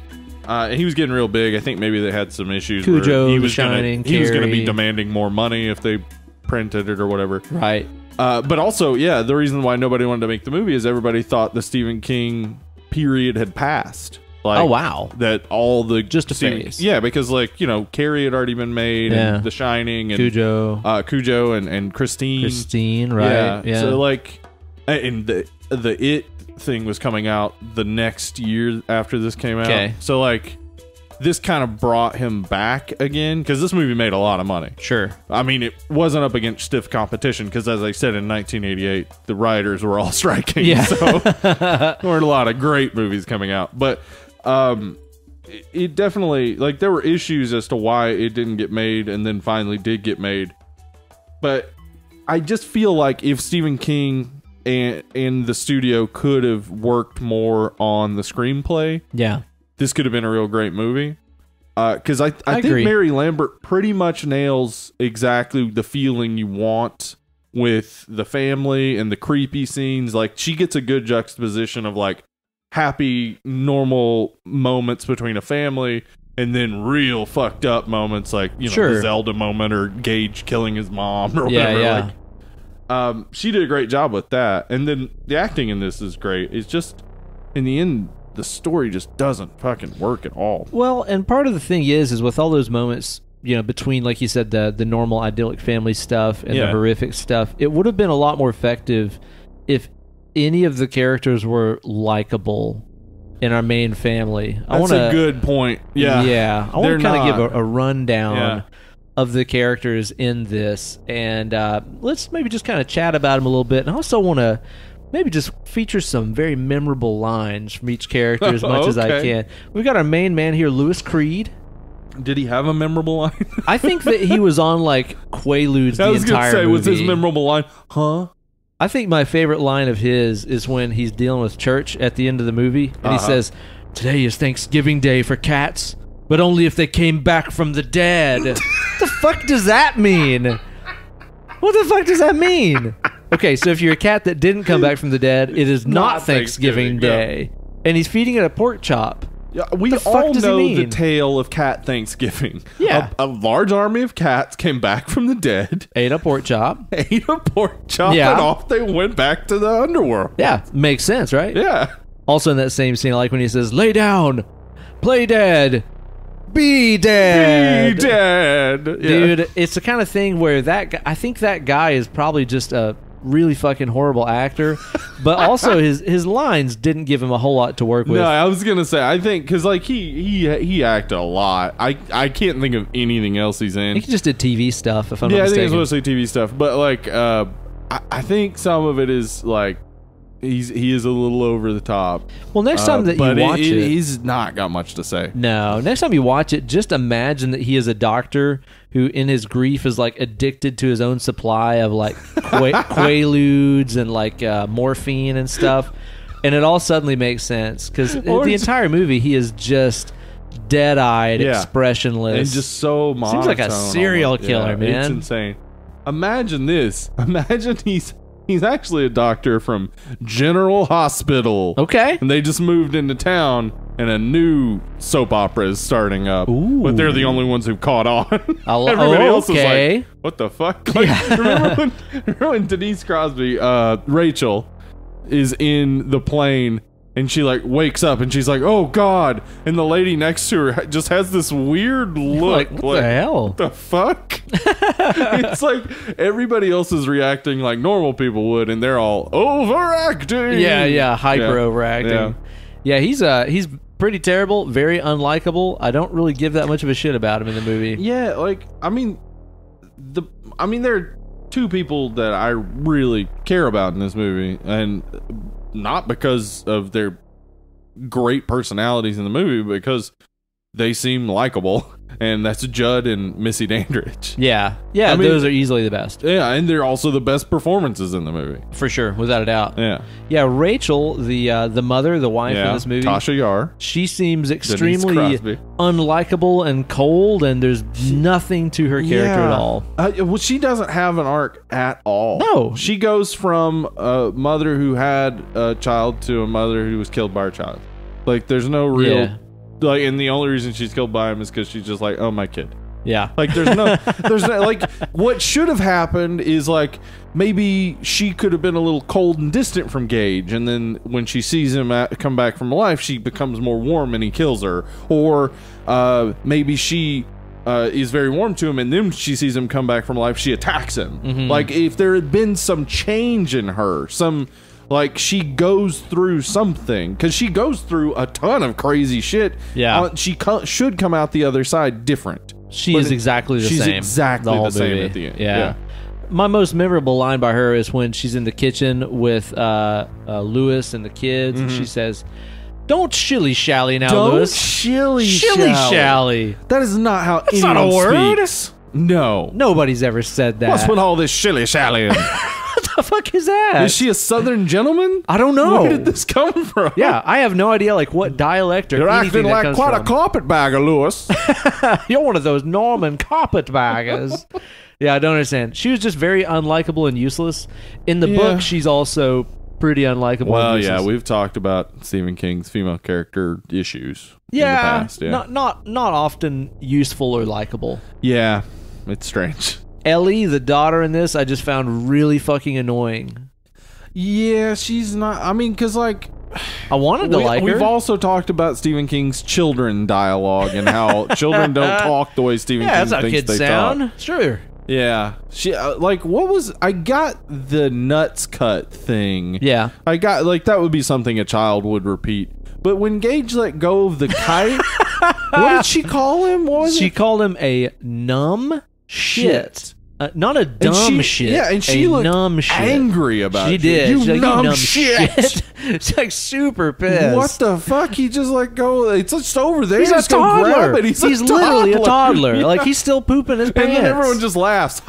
Yeah. Like, I mean, I get it. Every time a kid cusses, it is funny. It's pretty funny. But yeah, she doesn't have much going on. She's a cute little girl. Like, they should have traded in on that. Like, she has a few cute little girl scenes, but then most of it is just like, this is something Stephen King wanted a character to say and gave it to a kid. Yeah, pretty much. Yeah, pretty much. He wanted to be able to question death and why we die, but if an adult says it, everybody would be like, "What?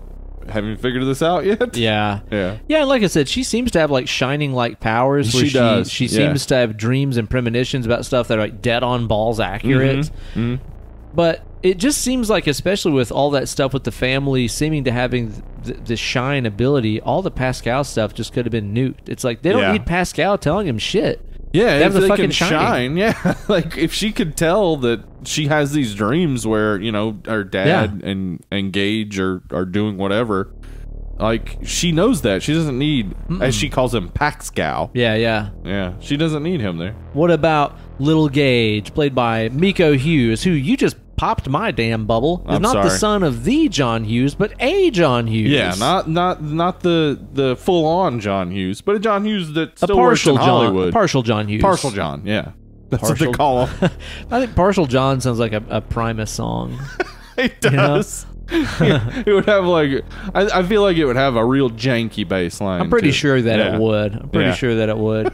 Yeah, Gage in this movie, I guess he's just basically there to be cute and ADR And hate the overdubbed. cat. I wonder if that was real. Yeah. Because when he threw that piece of cauliflower at the cat, I was like, I don't like. Because Was the that scripted? timing would have been too perfect for a little kid to get that. Yeah. Because it like they both say their lines, and then he throws, like he just goes church and throws the thing at the cat. Yeah. Like it just seemed like they probably were just standing there like, fuck, What do we act do? normal. Yeah, he's playing the scene. He's supposed to hate the cat. I Yeah. guess.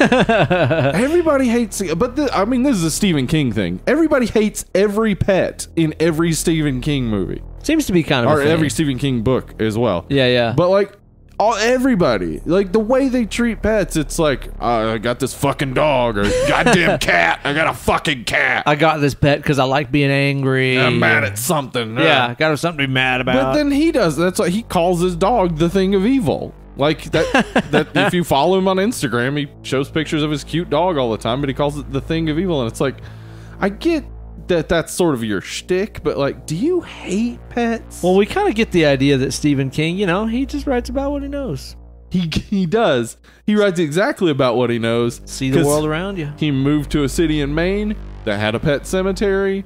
And one time his son was walking toward the road, and he had the fear the rod. Thank you. And he had the fear that his son would get hit. And he was like, I'll write that book.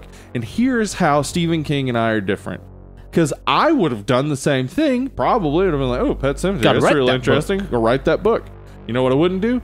I'd never end up writing that book. You know what he does? He writes the fucking book, then he thinks about whether or not he should. Yeah. It's He's a pretty shoot first and goddamn ask questions ballsy. later kind Yeah. of guy. And by then, 800 million people have bought the book, and he's made a ton of money. So, Yeah, and so if he you goes, tell him I it's- guess I should have done it. Yeah, if you tell him it's not so great, he's like, okay, which one is that again?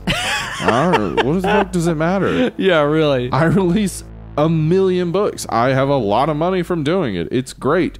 You should stop thinking so much about it and just fucking do it. Yeah, Like, right. I think, Stephen King, other than being, I mean, he is genuinely a master of horror. Other Yeah, than of that, course. he's also a master of just fucking working. Cranking it out Yeah. and not questioning. Yeah. Like, I mean, sure, you might sometimes come up with some mishmash ideas, but a lot of times they're still going to work. Yeah, really. No Yeah. doubt, man. It'll latch on with somebody out Yep. there.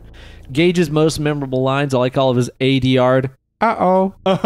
Which is in the movie like 1 million Yeah. times. And also like later on in the movie when they just keep playing that same line of him being like, now I want to play with you. He sounds like Cartman. Yes. Well, I think they do the Cartman. think they do Cartman to be like Gage. Yeah? I'm pretty sure they do that. When That's he does that, awesome. like, yeah. Now I want to play with you. you, mommy. Yeah. I want to play with you. Yeah. What about the in-laws? So in the book, you get this whole big story about why the in-laws don't like Lewis. But You in would the need movie, that. it's just like, they hate him because reasons. Yeah, they don't think he's good enough. Yeah, like you would need that's again why you would have to cut all those side stories, because you need so much backstory to care about it. Yeah. Yeah, Like, exactly. Why you don't get they that like casket him? match. I mean, maybe you could come up with one line to explain why they don't like him, but I'll tell you what. There's one line, Let's all hear right. it. There's one line, all right, and it's the greatest line in the entire movie, and it's delivered by the mother-in-law. He probably went out for a hamburger or a chicken dinner. You know how men are when Yeah. they're alone. We love our fucking chicken dinners. A hamburger or A chicken dinner. chicken dinner. I go out. I just go missing and go out for a chicken dinner Hey, all by myself all the time. I walk into the first cafe I see. I open the door like I've been there 1 million times. I Yep. slam it open. I say, I'll have a chicken dinner. Yep, at my And I usual sit down- table. I sit down at the table and I say, this is mine. Dude, next time I Yeah, go into a push somebody restaurant. just for fun. If I go into a restaurant and I see like maybe a guy all alone sitting there eating a chicken dinner, I'm just gonna go back over to him and be like, man, you need to go back to your family, dude. You really do, man. Like go back. they're going through a lot of tough stuff. You know how men are. Okay, so that is one of the themes of this is men's secrets. Yeah. Men I watched there's a documentary about this called like I can't Unburying the thing, unearthing the berry. Unearthed and Untold is what it's Okay, called. we nailed it. We totally did. And Stephen King mentions that this is some of this is about like men's secrets, and so does Mary Lambert. She talks about how, you know, that men's secrets, men and women have different types of secrets. Now we get that from Judd, but like kind of what she means is that with men's secrets, it's like conspiratorial. And with women's secrets, it's confessional. Sure, so women are talking to each other to feel together. Right. The men are talking secretly to each other to hide something they've done. Or to keep controlling a situation. Or to keep control, to maintain control and to be the one who decides who knows what. And it's definitely, it's in the book for sure, too. That's a very huge theme in the book. And it's actually delivered quite well. In the book. The differences between the way men keep secrets and women keep secrets, I think is definitely a thing in this. He just doesn't, again, like, he doesn't need to be cut out of this, but I wish I'd seen more of that theme. Like, a little bit more, push that more, get the Pascal out, etc. But talk more about the secrets and talk more about, like, how this has affected these individuals. Like, there's a lot more about that in the book. Tons and tons and tons more. Which, again... I'm excited for the remake because I believe that they're like, even with this movie that I don't like, there's still a good story about a family broken and needing to be close to each other, but doing the exact opposite. And how it leads to their downfall. Like, that's a cool story. I'd like to see that done well. Hopefully they do it well. Hopefully they do. I think they will. Now, Judd is the only really appealing character in the movie. Old Fred Gwynn. Fred Gwynn's great. Herman Munster. He's lovable immediately. You hear his voice, you're just like, that's everybody's grandfather. I want to go down that road. Yeah. I want to have a beer. Like, I want to have a beer with Judd out on the porch late at night. That'd be fun. Sit there and drink a Budweiser. He could tell you all about the rod.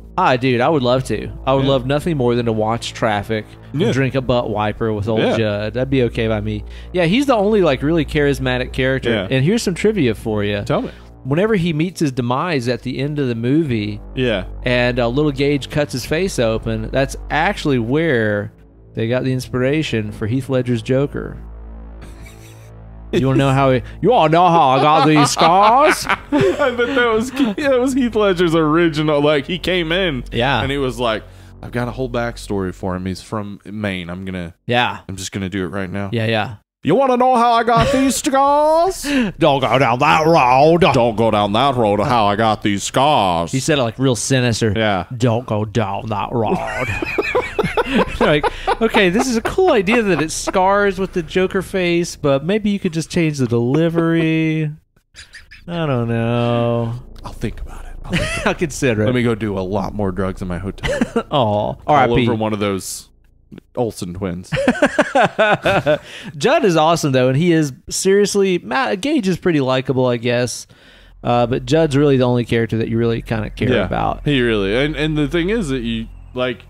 Just the way the story plays out, the story seems to indicate that he's an alcoholic who does things impulsively that hurt other people. And maybe he's even kind of passing on this whole Pet Sematary thing because he did it himself and he has to share his grief with others or something like that. I don't know. Don't ask me questions. None of that plays. None of that plays because you just immediately like Fred Gwynn and you're like, I don't care.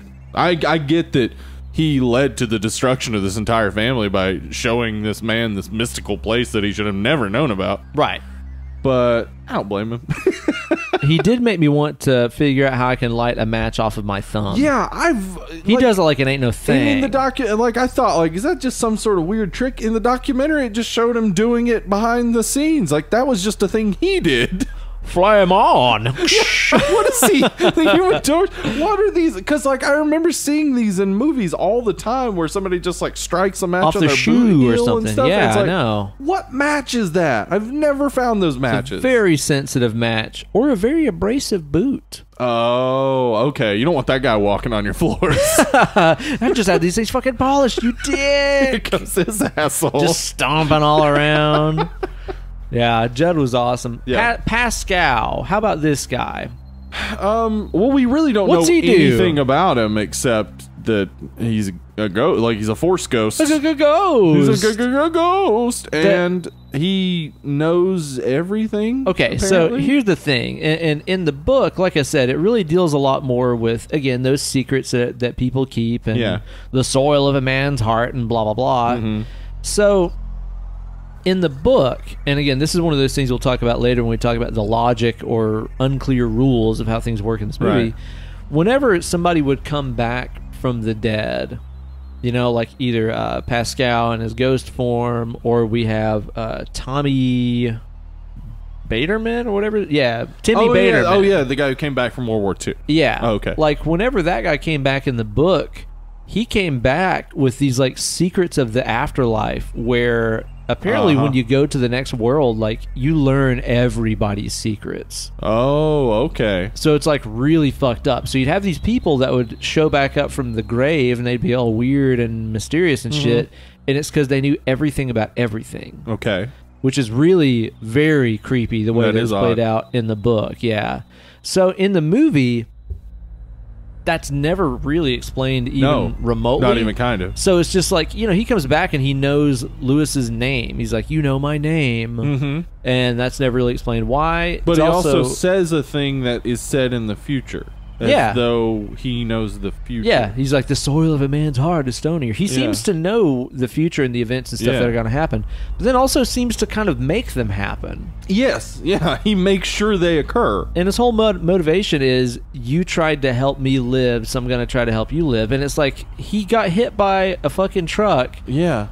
Lewis, like, put an oxygen mask or something on him and did, like, one heart palpitation. Is like, I guess he's toast. Yeah. And then talks to the corpse like a psychopath. Yeah, that was a strange one. He didn't work too hard. What I was really confused by was, while he's talking to the corpse and then the corpse comes back to life, he says, "How did you know my name?" Yeah. Not, "How did you come back to life?" That does kind of seem like that would be the first thing that you that'd would be say. Is like, number how one. the fuck are you alive? Your brain is out. Pause for a second. How Also, are wait. you alive? Wait, did you just say my name? That's also strange. But let's get to the first thing first. Yeah. See, I kind of think that they were trying to play Pascal in this sort of like the dead friend in American Werewolf in London. Yes, that is exactly, because like they kept doing some scenes that looked almost like they were supposed to be comedic, but then it's just I know. lame. Yeah, like in American Werewolf, like the scenes with the corpse guy are like hilarious. Yeah, they're hilarious and comedic and weird and grotesque, and really just a really important part of that movie that I love. Yeah. But in this, it's like Pascal is just kind of back for reasons, I guess. Like, he has no connection with Lewis whatsoever. Well, and in American Werewolf, it kind of works because you're also like, is this guy just going crazy? Like, is there really a ghost, or is he going nuts? That's what I was saying, is that this Pascal would work if he really was just in his head. Like, where he was... Like, he's going crazy because all of this is happening, and he's thinking of reasons why he shouldn't dig up his son. He interacts and with everybody. Sees Pascal. But no, Pascal, he talks to his daughter, he talks to his wife, talks to the lady at the ticket counter. Like, he's always got something to say to somebody. Yeah, exactly. I just don't really understand what his purpose is. Why he came back to life as a ghost. He wasn't buried in the burial ground or anything. No, unrelated. I don't really get it. Yeah. I just don't really understand. Yeah. What about old Missy Dandridge? Missy Dandridge. Missy Dandridge is great. Like, she's actually a pretty good actress. She's a great actress. I love her. The thing I think I saw her first in was an episode of X-Files where she is a witch in a coven who basically takes down all the other witches. But she's so good, and she does the main accent. She and Judd are the only two that do the main accent, and she does it well. Like, she doesn't even say road, I don't think. Not even once. Yeah. But she's complet's superfluous. Like, there's no reason for her to be in the movie. Like, okay, one could argue, well, then, you know, what's Ellie gonna say when she says nuts cut? She could just say she heard it at school. I heard it on the TV. Or I heard it on TV. Yeah, you don't need Missy... whatever, Dandridge. Why do I keep forgetting the name Dandridge? I know. The name of the city where my high school was. So Missy Dandridge, like, her only real, like, purpose is to give those two phrases to Ellie. Yeah. And then to kill herself so there's a funeral so that they can talk about the cat at a funeral. I guess. But you could have just had the cat conversation somewhere else. On Judd's porch or whatever. And then Judd, of course, mentions Missy Dandridge in the flashback about the Timmy guy or Yeah, Tommy. yeah. But, like, that could have been anybody. You don't even need a name for that character. Like, she is superfluous, though definitely one of the best performances in the movie. So I know, right? I can see why you would want to show it. And I think the scene where she hangs herself is very affecting. Yeah. But it has nothing to do with Pet Sematary. It really reminded me how much time of my life I wasted learning cursive. For real.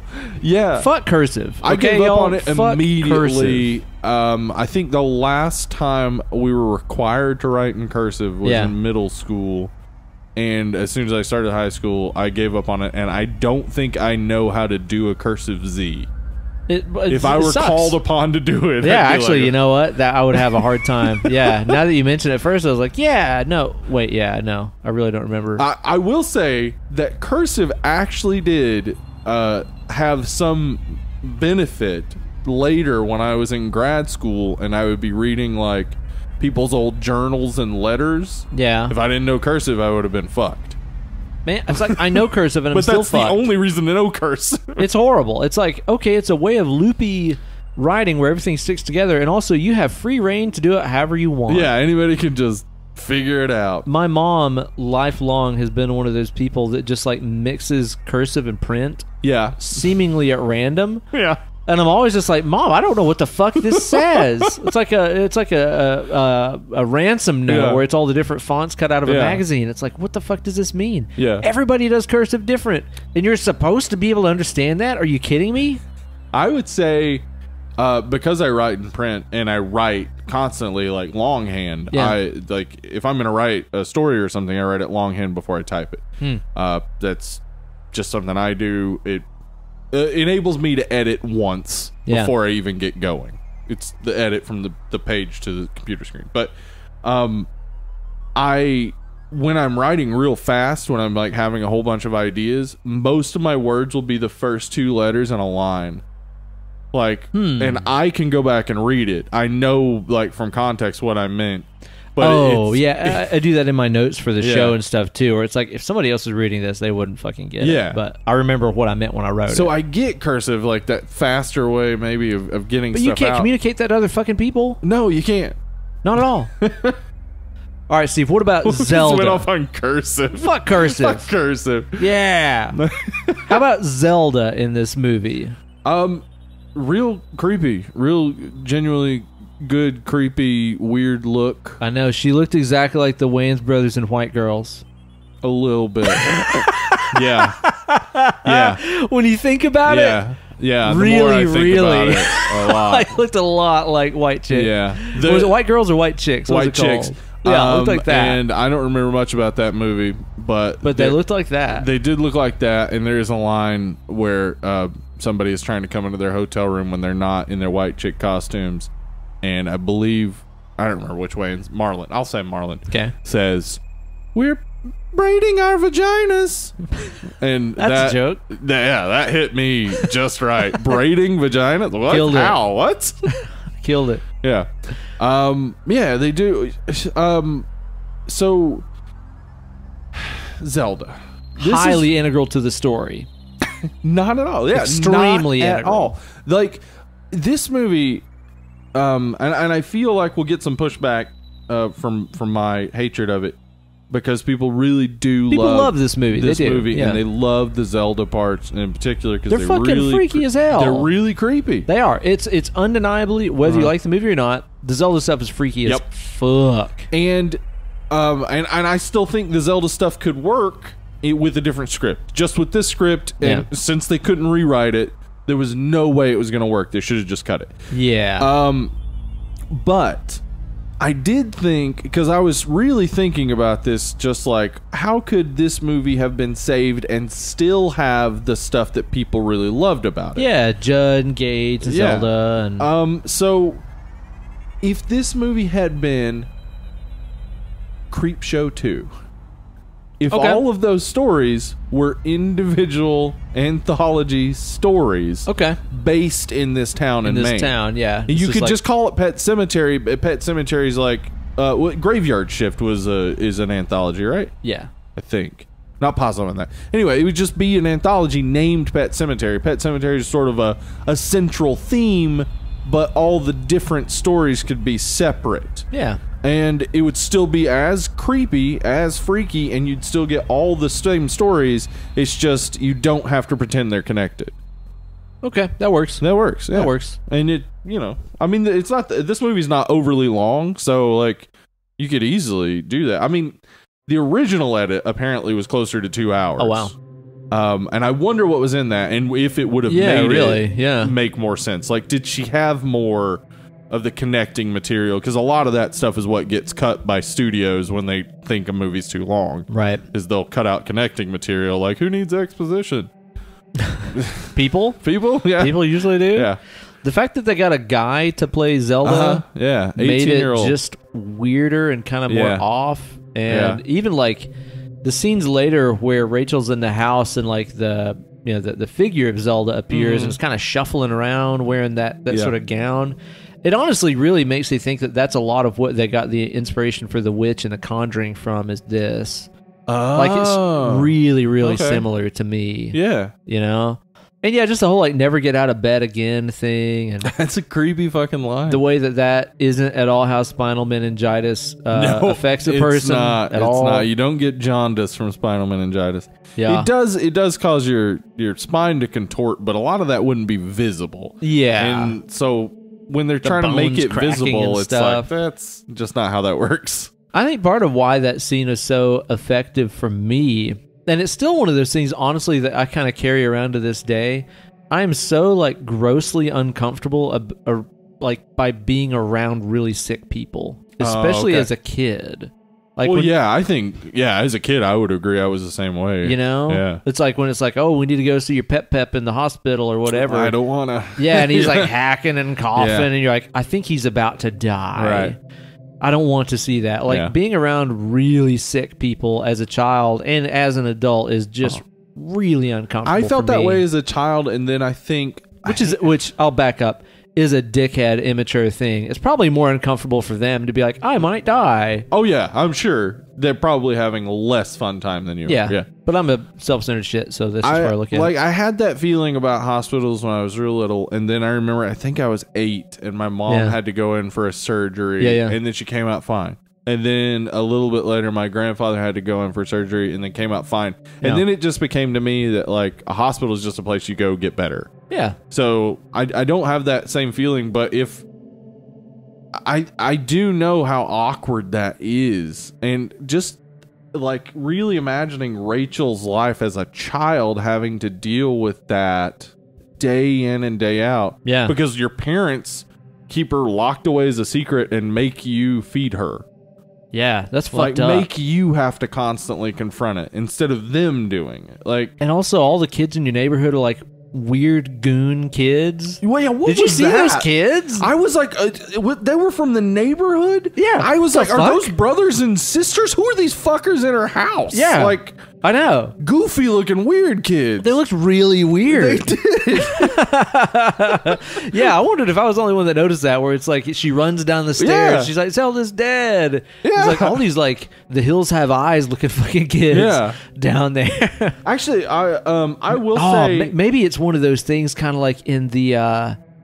is it in the Addams Family or the Munsters, where like she's the weird one because everybody else is such a weird, fucked up bunch the of goons? Munsters. Yeah, maybe and it's like Fred that. Gwynn's in this. So, Yeah. it's probably that.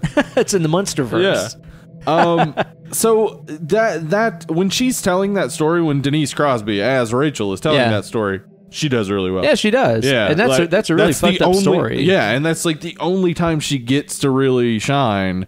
And it's like, oh yeah, Denise Crosby's a great actress. Yeah. So why are all of her lines so flat and like not interesting? Like, Right, yeah. give her something to do. Give her something to do. Yeah. But yeah, that whole message is as far as like her being, she wasn't crying because she was sad. She was crying because she was laughing. Yeah. Because she was just glad this She was is so over happy. with. And you Yeah. feel guilty about it. Like, that's a really That's a deep feeling, yeah. Yeah, and That's I think that tough stuff. a lot of people have been there in one form or another. And it's a very fucked up side of humanity. Feeling relief at someone else's death is something I think most adults at some point have to address. Yeah, well, and it's Where also it's that like, selfish relief where it's like, selfish relief. I don't have to deal with this anymore. I'll tell you right now, if you're out there feeling selfish relief about someone else's death, unless you killed them, just stop berating yourself about it. Yeah, sure. It's okay. Yeah, it's totally okay. You keep living. You have a day-to-day life. Yeah. The person's gone now. Yeah.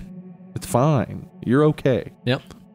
So yeah, those are the main characters, and then of course we got some side people that show up for like one scene. But yeah, pretty much. One character that was missing is the Wendigo. Right, the Wendigo. Okay, so yeah, that is like the main idea that Stephen King was sort of working off of, right? Yeah, the old, kind of Native American folklore tale of the Wendigo, which was this creature of the woods that had like a stag's head. Yeah.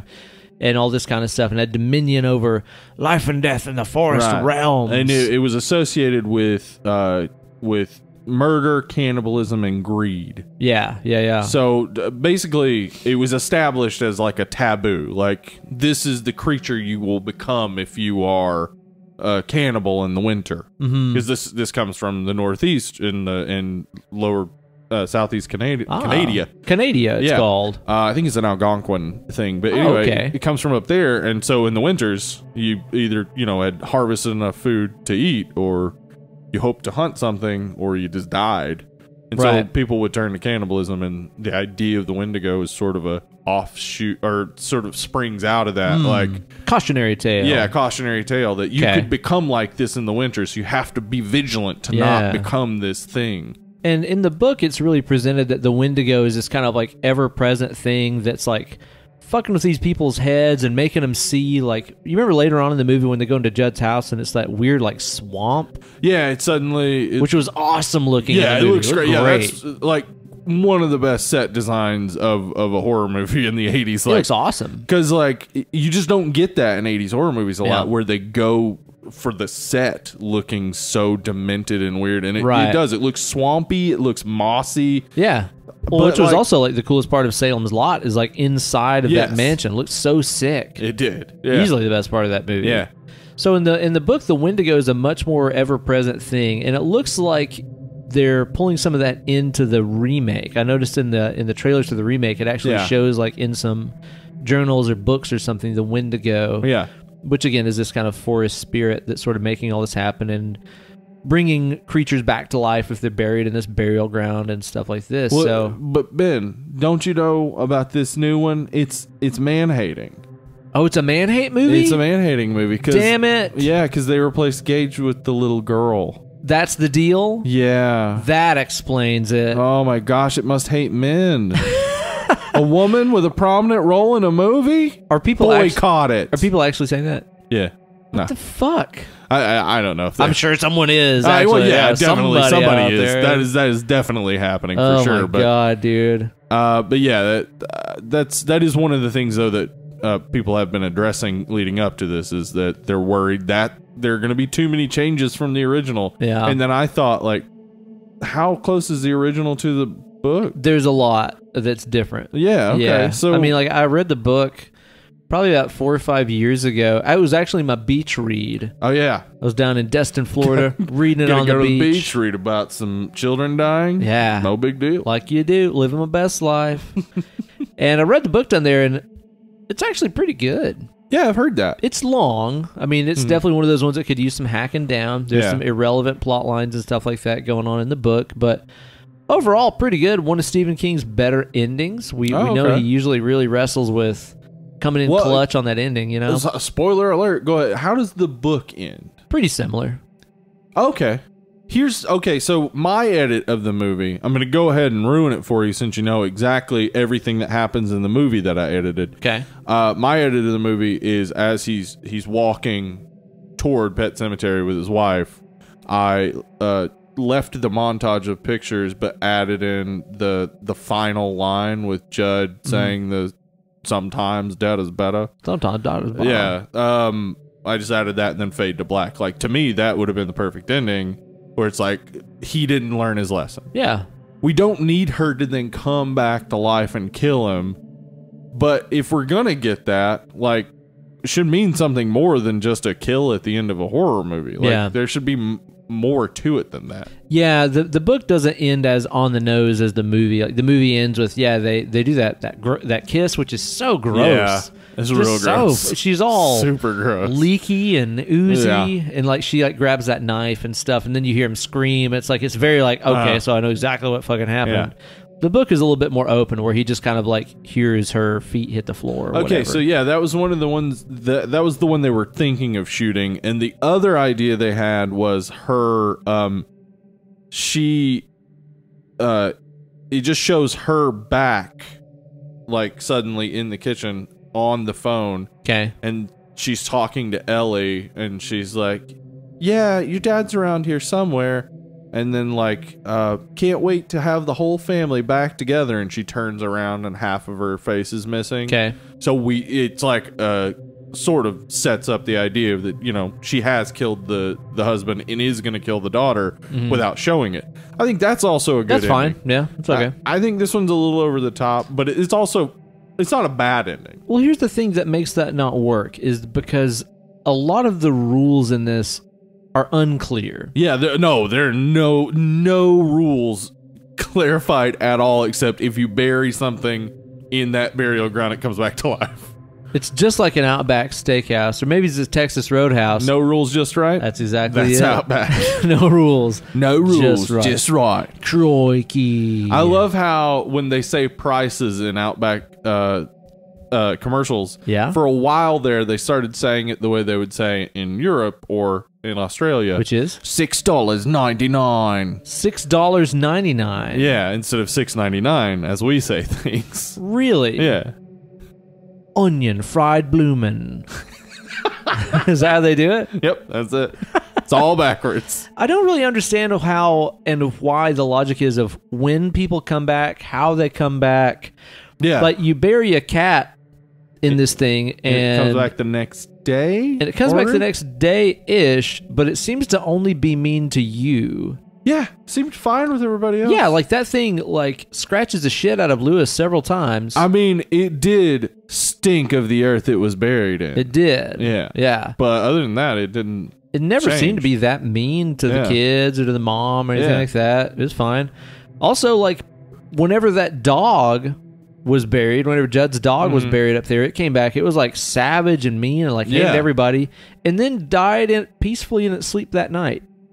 Yeah. Did you notice that? Yeah, I thought that was a lie he was telling, that he had to kill his dog, but didn't want to say. Okay. Yeah. But yes, that doesn't make any sense. How come, like, Gage is buried and comes back as pretty much just a toddler? Yeah. But then, like, Timmy Baterman is buried. He comes back and he's like, fire bad! Hate living! Hate living! Like, he comes back as like a Frankenstein. Yeah. And he's walking like a zombie. Yeah. It's crazy. Full-on zombie. I guess maybe it does have to do with how fresh they are. How Dead Girl is. Yeah, I think Lewis was right when he was talking about how maybe it'll work with his wife because she's fresh. I think it is like the longer they've been dead, the more deranged they're going to be. But they're going to be evil no matter what. Like, nothing's going to change that. So yeah. And the Pascal stuff, again, I don't really understand why he came back the way they did. Yeah, I don't really get any of that. But I am stoked that the Ramones are on the soundtrack. The Ramones. Yeah, well, Stephen King is a big Ramones fan. Yeah. And he had given... he knew the movie was coming out. He did try to help this movie as best he could without breaking the strike. Yeah. And he's in it, of course. But he gave his book to Dee Dee Ramone. And Dee Dee Ramone sat down and wrote Pet Sematary in 40 minutes. Nice. Yeah. I've ever told the Ramones story on the show. Yes, you have. Who are these Ramones? Who are these Ramones? I thought maybe they were some Latin guys. Kind of. What do you Don't tell them that. I think the rest of the soundtrack is good too. Like the soundtrack, like the score is great. Stuff is good. The guy who did all the other stuff, he's done a few other things you may have heard of. I just wrote down the things that were nominated for awards or won awards. I did the music for Interview with a Vampire, nominated for an Academy Award. Yeah. Music for Heat. Batman Forever. Oh, Michael Collins. I don't know if you ever saw that. It was about the Irish Civil War. Never seen it. It was a good book or a good movie. A Time to Kill. Frida.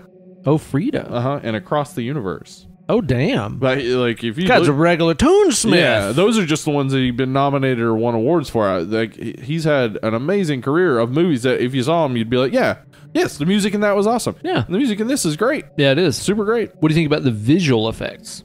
There's not really a ton of effect shots. Not a lot, but they look good. They look good. I think they look real good. Like the Judd head. The Judd head looks awesome with the realistic battle damage. Yeah, but Zelda's look is not accurate to spinal meningitis. But she does look awesome. It is creepy. Yeah. How about when it just shows what is so blatantly, obviously, like a little like plastic baby doll holding a scalpel?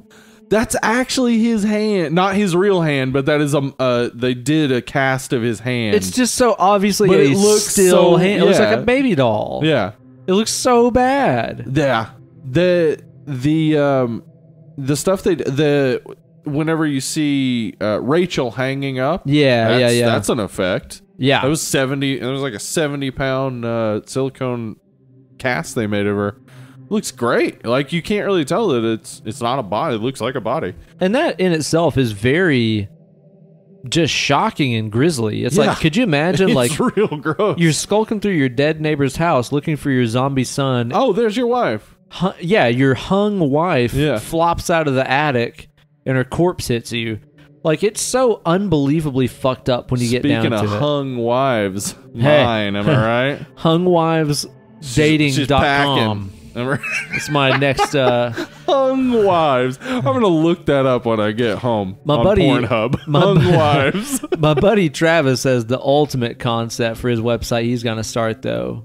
Okay. It's called christianfuckbook.com. Find the one.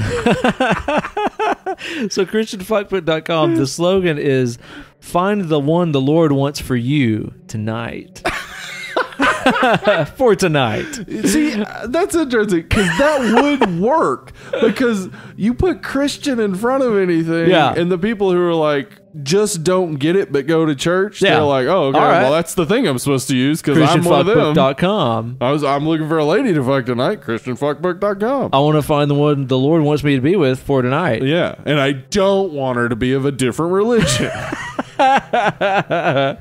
You know, one thing in this movie that I did not understand is whenever, I think it's towards the end of the movie, maybe whenever he's walking towards the burial ground to bury Gage. Yeah.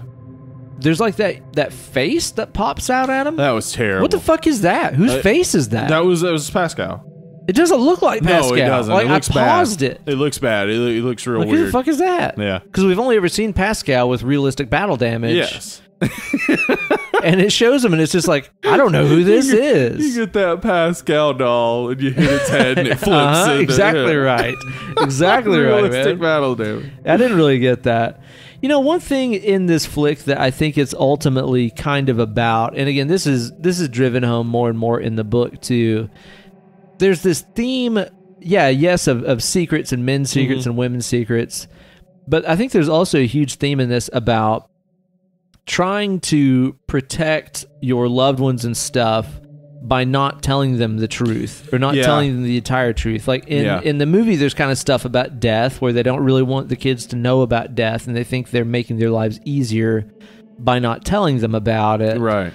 Or about cutting the cat's nuts off or whatever. Right. There's also themes in the book about like kids learning about sex and stuff too. Like sex and death are themes in the book where it's like you think you're helping kids by not telling them the truth about life and death, essentially. And that seems to be a theme in this too, where like all over it, like there's things where I noticed, especially several times in this, there's a couple times in the movie where Rachel will tell Lewis, like, you know, Ellie will be like, oh, is church gonna be okay? And Rachel will be like, promise to her the cat's going to be okay. Don't shilly-shally, Lewis. Don't shilly-shally. Promise the girl that her cat will never die. Put that goddamn chicken dinner down. Get off the rod and talk to your daughter. But, you know, it's like the guy's a doctor. He knows there's a chance the cat's going to die. I don't know how much of a doctor he is, because later he does say about the cat, I'm not a vet, Judd.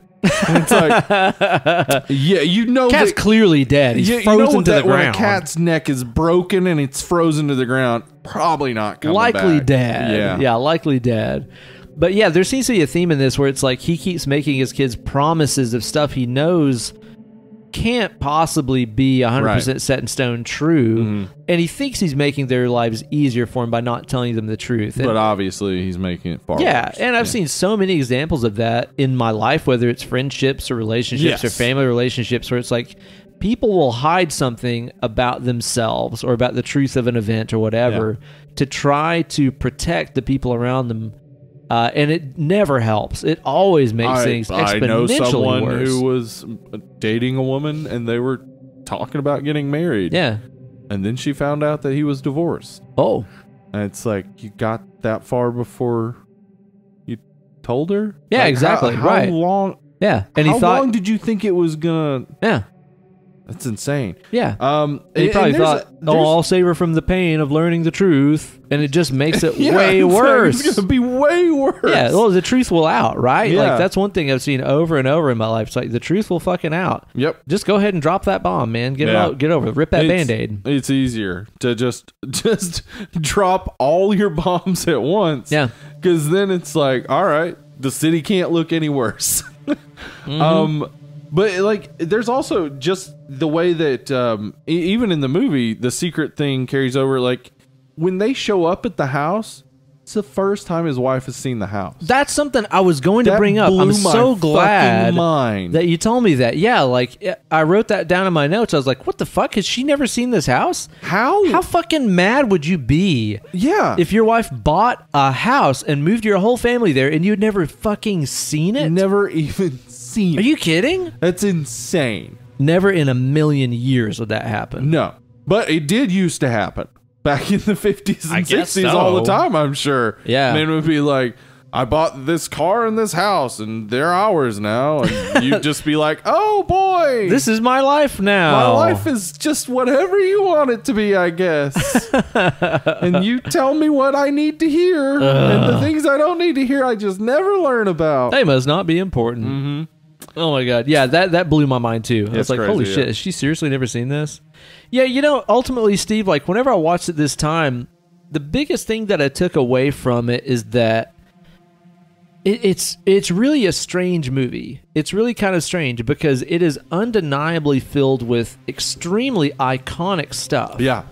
That is a part of the horror landscape. Yeah. You know, it's like if you are a horror movie fan and don't go down that road, then you're completely out of touch with the whole thing. Or if you don't remember Zelda, or if you don't remember Little Gage, or you know, any number of the things that are in this movie, it's an important piece of horror history. But at the same time, it's not really that good. It's not. It's not. Odd. It's like, not even one where it's like, well, it's a classic. You need to watch it. Yeah. It's like, not really. It's like not, every it's horror the first movie Stephen fan King movie knows it, but like, you could skip it. Yeah, I know. It's really interesting. I can't really think of any other flick that I would say is loaded with as much memorable pop culture iconic stuff as this, but yet isn't actually that good of a movie. Yeah. It's strange. Like, I can't think of anything else that's quite like that. Well, I feel like we're coming to the point where we're going to give our final thoughts, and I will just say before we get to the final thoughts that the best thing that came out of this movie is special effects artist David Anderson proposed to his then girlfriend, Heather Langenkamp. Oh, no shit. Yeah, while shooting this movie. Whoa. Okay, so you're saying the guy that's in fucking New Nightmare. Well, that's who he's based off of. The guy in New Nightmare is an actor, but that's he's based off her actual husband, who's a special effects artist. Holy cow! Yeah. That's him on this movie. Yeah. Oh, and if you don't know, Heather Langenkamp is Nancy from Nightmare on Elm Street. Yeah. Wow. Yeah. That's okay. It's really cool. That's fucking cool. They've been together ever since. That's fucking cool. Awesome stuff. I hope that the remake rights some of the stuff of this that's wrong. I hope that the family is a lot more likable, especially the mom and dad. Because seriously, in this, they were just so wooden and just on drugs, it seemed like. Yeah. And like I said, the dad in this might as well have just been some kind of psycho serial killer or something. He was completely unlikable, unemotional. Yeah. Even when Gage gets hit and he's like, no. No. It's like, oh my God, man, it's so bad. It's so bad. Great, no. So hopefully in the remake they nail some of that stuff down. I hope that, I mean, seriously, the biggest shoes that are to fill here are Judd. Yes, and we got John Lithgow, who we know is a great actor. Awesome. Yeah. And also we know, we've seen the trailers, both of us. He's hitting that Judd voice. Seems that way. He's doing a pretty good job. Yeah, I gotta hear him say raw. Exactly. We gotta get that. I gotta know if he can pull that one off, man. I have very high expectations for it because it is directed by Kevin Kolsch and Dennis Widmeyer, who directed Starry Eyes and the Valentine's Day segment of Holidays. Oh. And I love both of those things. Yeah. And especially love how fucking weird they are. Yeah. So I hope, because that's one of the things I think this movie was missing was weirdness. Yeah. Like it's got creepiness, but it doesn't get weird until like right there at the end when the house is different and everything. Right. That's that gets kind of surreal. But we would want more. You want more of that weirdness leading up. Yeah. And I would like for this to get real strange. So I hope that they do it justice. I almost think that there's more going on in the new one than we know, because in the trailers, for sure. In the trailers, it seems like they almost show you everything. It's like they show you that it's Ellie that gets hit and comes back. You know, and it's like that should be the major mega twist of the movie, and they show it in the trailer. It's right there. So there probably are a lot more changes that they're just trying to soften the blow. Like if they show you this big thing and then you show up and you're expecting some changes, you won't be as surprised. It even kind of hints at the Achilles tendon cut, which by the way is so fucking brutal. Oh my God. Great effect on that in this original one too. But it's like it kind of shows you that, like, it shows you Zelda in the trailer too. It's like it really does kind of show all the cards on the table. So there probably are other cards. I hope so. Hope. Yeah, I hope. Like, if it's seriously just like, oh, it's exactly the same, only it's the girl instead of the boy, I'm going to like, okay, that was pretty fucking weak. Yeah. But we'll find out. We're going to see it on the day after this comes out. We're going to go see it on Thursday. And we're going to try to do a mini-sode about it here come out real Friday soon, too. So be sure to watch the podcast and the YouTube channel to check that out. We'll do a little spoiler-free, then right into spoilers, as we usually do. And get into that then. For reals. What's your ratings on this some bitch? Okay, so Autopsy of Jane Doe being my middle of the road movie. Yeah. This is not as good as that. Despite having the iconic scenes and having such an effect on horror movie fans, it just doesn't hit me that way and never has. All right. But I think it's well directed. I think that the Fred Gwynn's acting and just in general his being it improves the movie a million. It adds 2 points to the movie for sure. He's definitely awesome, and I really think the Zelda parts are creepy. They just don't fit the story. Doesn't really matter. No. I think the effects are great. I love Pascal's brain out the it head. Looks great. I love whenever Gage bites into the neck, Judd, and just rips stringy off that. Apparently, when that happened, in that scene, they told Miko Hughes, like, you know, it's just a fun thing. You're going to bite off this thing, and then, you know, that'll be it. And so he bit off the thing, but then Fred Gwynn started acting, obviously, like somebody who was dying. Oh, no. And it freaked Miko Hughes the fuck out. He was, like, screaming and crying. Oh, he's like 3 or 4 years old. He thought he had killed this guy. Oh, that's terrible. That's devastating. I don't know why I'm laughing. It just seems like it would be really funny, kind of. It would be like, oh, God. Bless him. Real bad. Bless him. But, yeah, the effects, I really enjoy them. But again, like, man, this story just doesn't come together. Needs some tightening up. Needs some screws turned. Needs maybe some better, stronger performances from the lead For sure. and his family. Yeah. But still, I don't dig it much. Yeah. So I'm gonna give this one a 4.5. 4.5. Yeah, and I really think that the remake will improve. If it doesn't, I actually would say if the remake shits the bed, Yeah. I'd say maybe this is a 5. Right. But I think your assessments are all very fair. You know, and again, this time I was watching it, I was really very aware of just how unlikable the mom and dad and the daughter and most of the people in the movie are. Yeah. It's like the movie really would have been a lot better served if it had a family like fucking Poltergeist. Like if the family from Poltergeist was just doing their thing and like the boy got hit by a truck, yeah, it would be heartbreaking. it really would because you care about them. Yeah, that family is so likable and relatable and genuine and well played that whenever, bad shit starts happening to the daughter and stuff, it's just like, oh, fuck, man. Yeah. How's the gang going to get back together or whatever? But in this, it's just like everybody is so unlikable and unemotionable. Unemotionable. You got it. You heard it here first. Awesome. That when bad stuff happens to them, you just don't really care that much. No, You you know? don't. Yeah, that I did feel that way, actually. I didn't really think about how apathetic I was toward everybody that bad things were happening to. Yeah.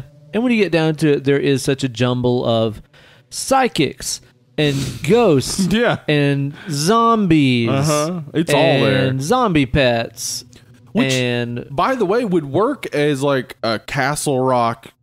Like, if next season were Castle Rock Pet Sematary, and it was in that city and we found out all this weird shit's going on in the city, that's fucking awesome. Yeah. It just doesn't work for an hour and 40-minute movie. Not really. But at the same time, like I said, there's so much iconic stuff in it, and it's not one that I watch and I'm like, fuck this movie, I hate it.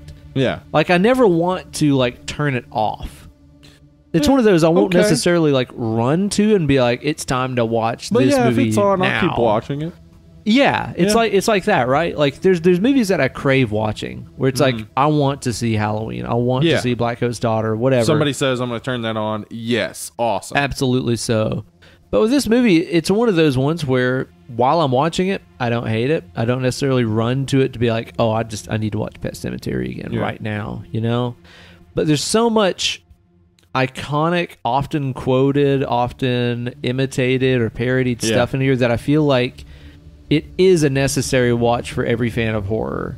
Yeah. But honestly, it's because of what pop culture has made it, not necessarily because of what's in the movie. Yeah. Does that make sense? It just hit at the right time. It hit kids at the right time at an age where now they have enough influence that they can all say Pet Sematary is great, and we have to kind of respond to it. Yeah, pretty much. Yeah.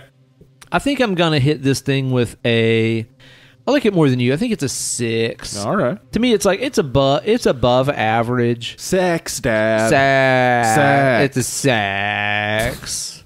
If you could toss one of your childhood pets into the Pet Sematary and see it come back, maybe kind of fucked up, what do you think it's going to be?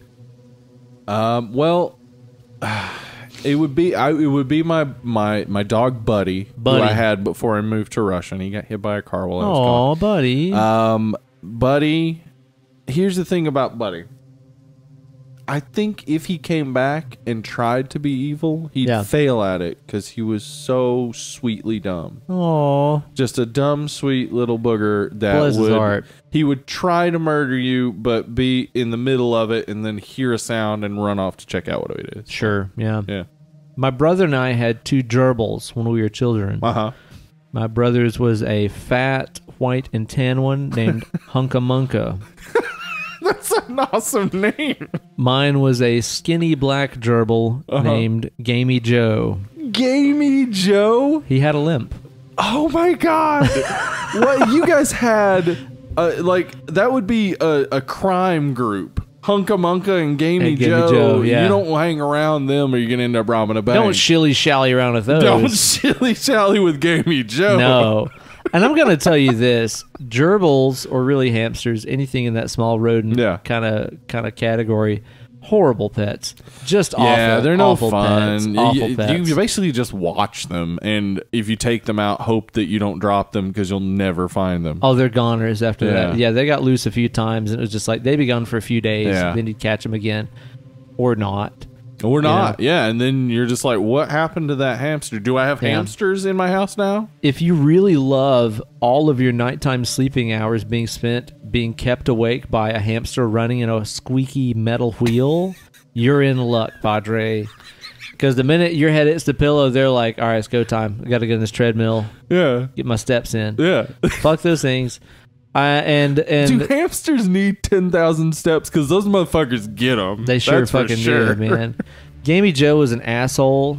Yeah. And he bit through my fingernail one time. Jesus. Like, I just reached down to like get him out of his little tube or whatever, and like right through the middle of my index finger, like on the side, bit straight through it. Like I pulled my hand out and he was still like attached to it. I was bleeding like crazy. Fuck. And I'll tell you what, whenever your fingernail gets like bit into like right here and it grows out, weird stuff happens. It bubbles up. It's not good. I had the same Didn't thing like happen with this thumb here. Yeah. I got it caught in a metal grinder. Jesus. When it grew back, there was just a big bubble in the middle. Yeah, that's kind of how this was. It was really strange. I think that if I buried him in the pet cemetery, he actually might come out like nicer than he was. You know? Yeah, you pick him up and he'd be like, yeah, I'm fine with this, Yeah, whatever. I think he'd come back all right. Now, Steve, what are we going to be talking about on next week's episode of Drob and Blobly? Well, there was a biblical vision in Genesis. Look out. In which Jacob sees based on a angels true story. ascending and descending ladders into heaven. Yeah. And this movie's not about that at all, but it's called Jacob's Ladder. Jacob's Ladder. Well, it's kind of about that. Yeah. A little bit. I've never seen it. Yeah, I don't want to ruin anything for you. It's Jacob's Ladder. It's don't be spoiling. Tim Robbins, Radon Chong, and you'll need to watch it more than once. I would be prepared for that because it's all right. It's a strange one. I've heard it's real fucked off. It is real fucked off. I look forward to watching it. It's been on my to-watch list for quite a long time. I think I'm just gonna go off on my own, have a hamburger or a chicken dinner. And take it in. Sit down with a chicken dinner. Watch yourself a movie. Wife's not home. Chicken dinner time. Exactly right. You guys be sure to rate and review on iTunes. It takes hours to make the show. It only takes you minutes to write a review on the iTunes. Helps us out a ton. If you like this show and want to help us out, send us beer and write a review on iTunes. There you go. Please, people, please. Please, baby, please. Yeah. You can always catch us on the Twitter and the Instagram at Dead Lovely Pod. We have a Facebook group, Dead and Lovely Horror Movie Podcast. Also, you can email us at deadandlovelypod@gmail.com. Yeah. Check us out. You guys be sure to do that. Thank you all so much for listening. You guys have been just sweet, supple, and fantastic. Meanwhile, we have been Dodd and That's us. Thank you guys so much for tuning in. We'll see you guys really soon when we do that mini-sode on the new Pet Sematary. So stay tuned for that. Have a supple day. Don't go down that road. That supple road. It's a smooth and silky road. At night, I lay down on it with my penis. What? I have sex with the rod.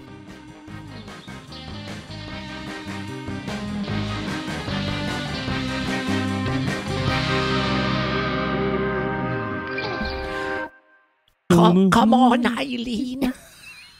In this moment, you mean everything. She wouldn't say everything. She would say all. She always like she does not want you to know where she's coming from. No. She wants you to be like, what? What now? What, Bjork? If you ever get close to a human and human behavior. Because she's a pixie. She's not speaking from an outsider's perspective. Yeah, she's like, it's crazy. As an Icelandic fairy, let me tell you about humans. Yeah, let me tell you about humans. I'm Bjork, the Icelandic fairy. Yeah, that's what I do. It's me, Bjork. It's me, I am Bjork. It's not too far from by Carol Kane. I'm Carol Kane.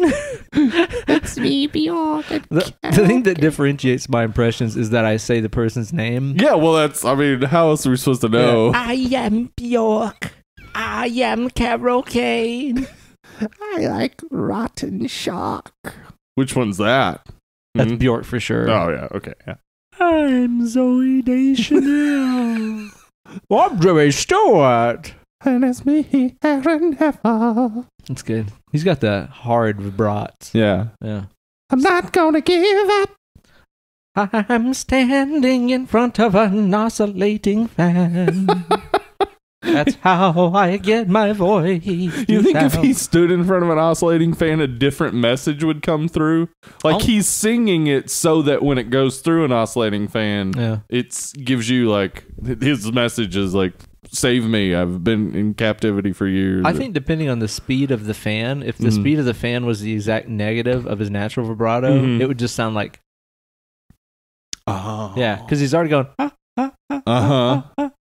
So all that comes through is the pauses. The pauses. Yeah, yeah. I think that's exactly what's happening.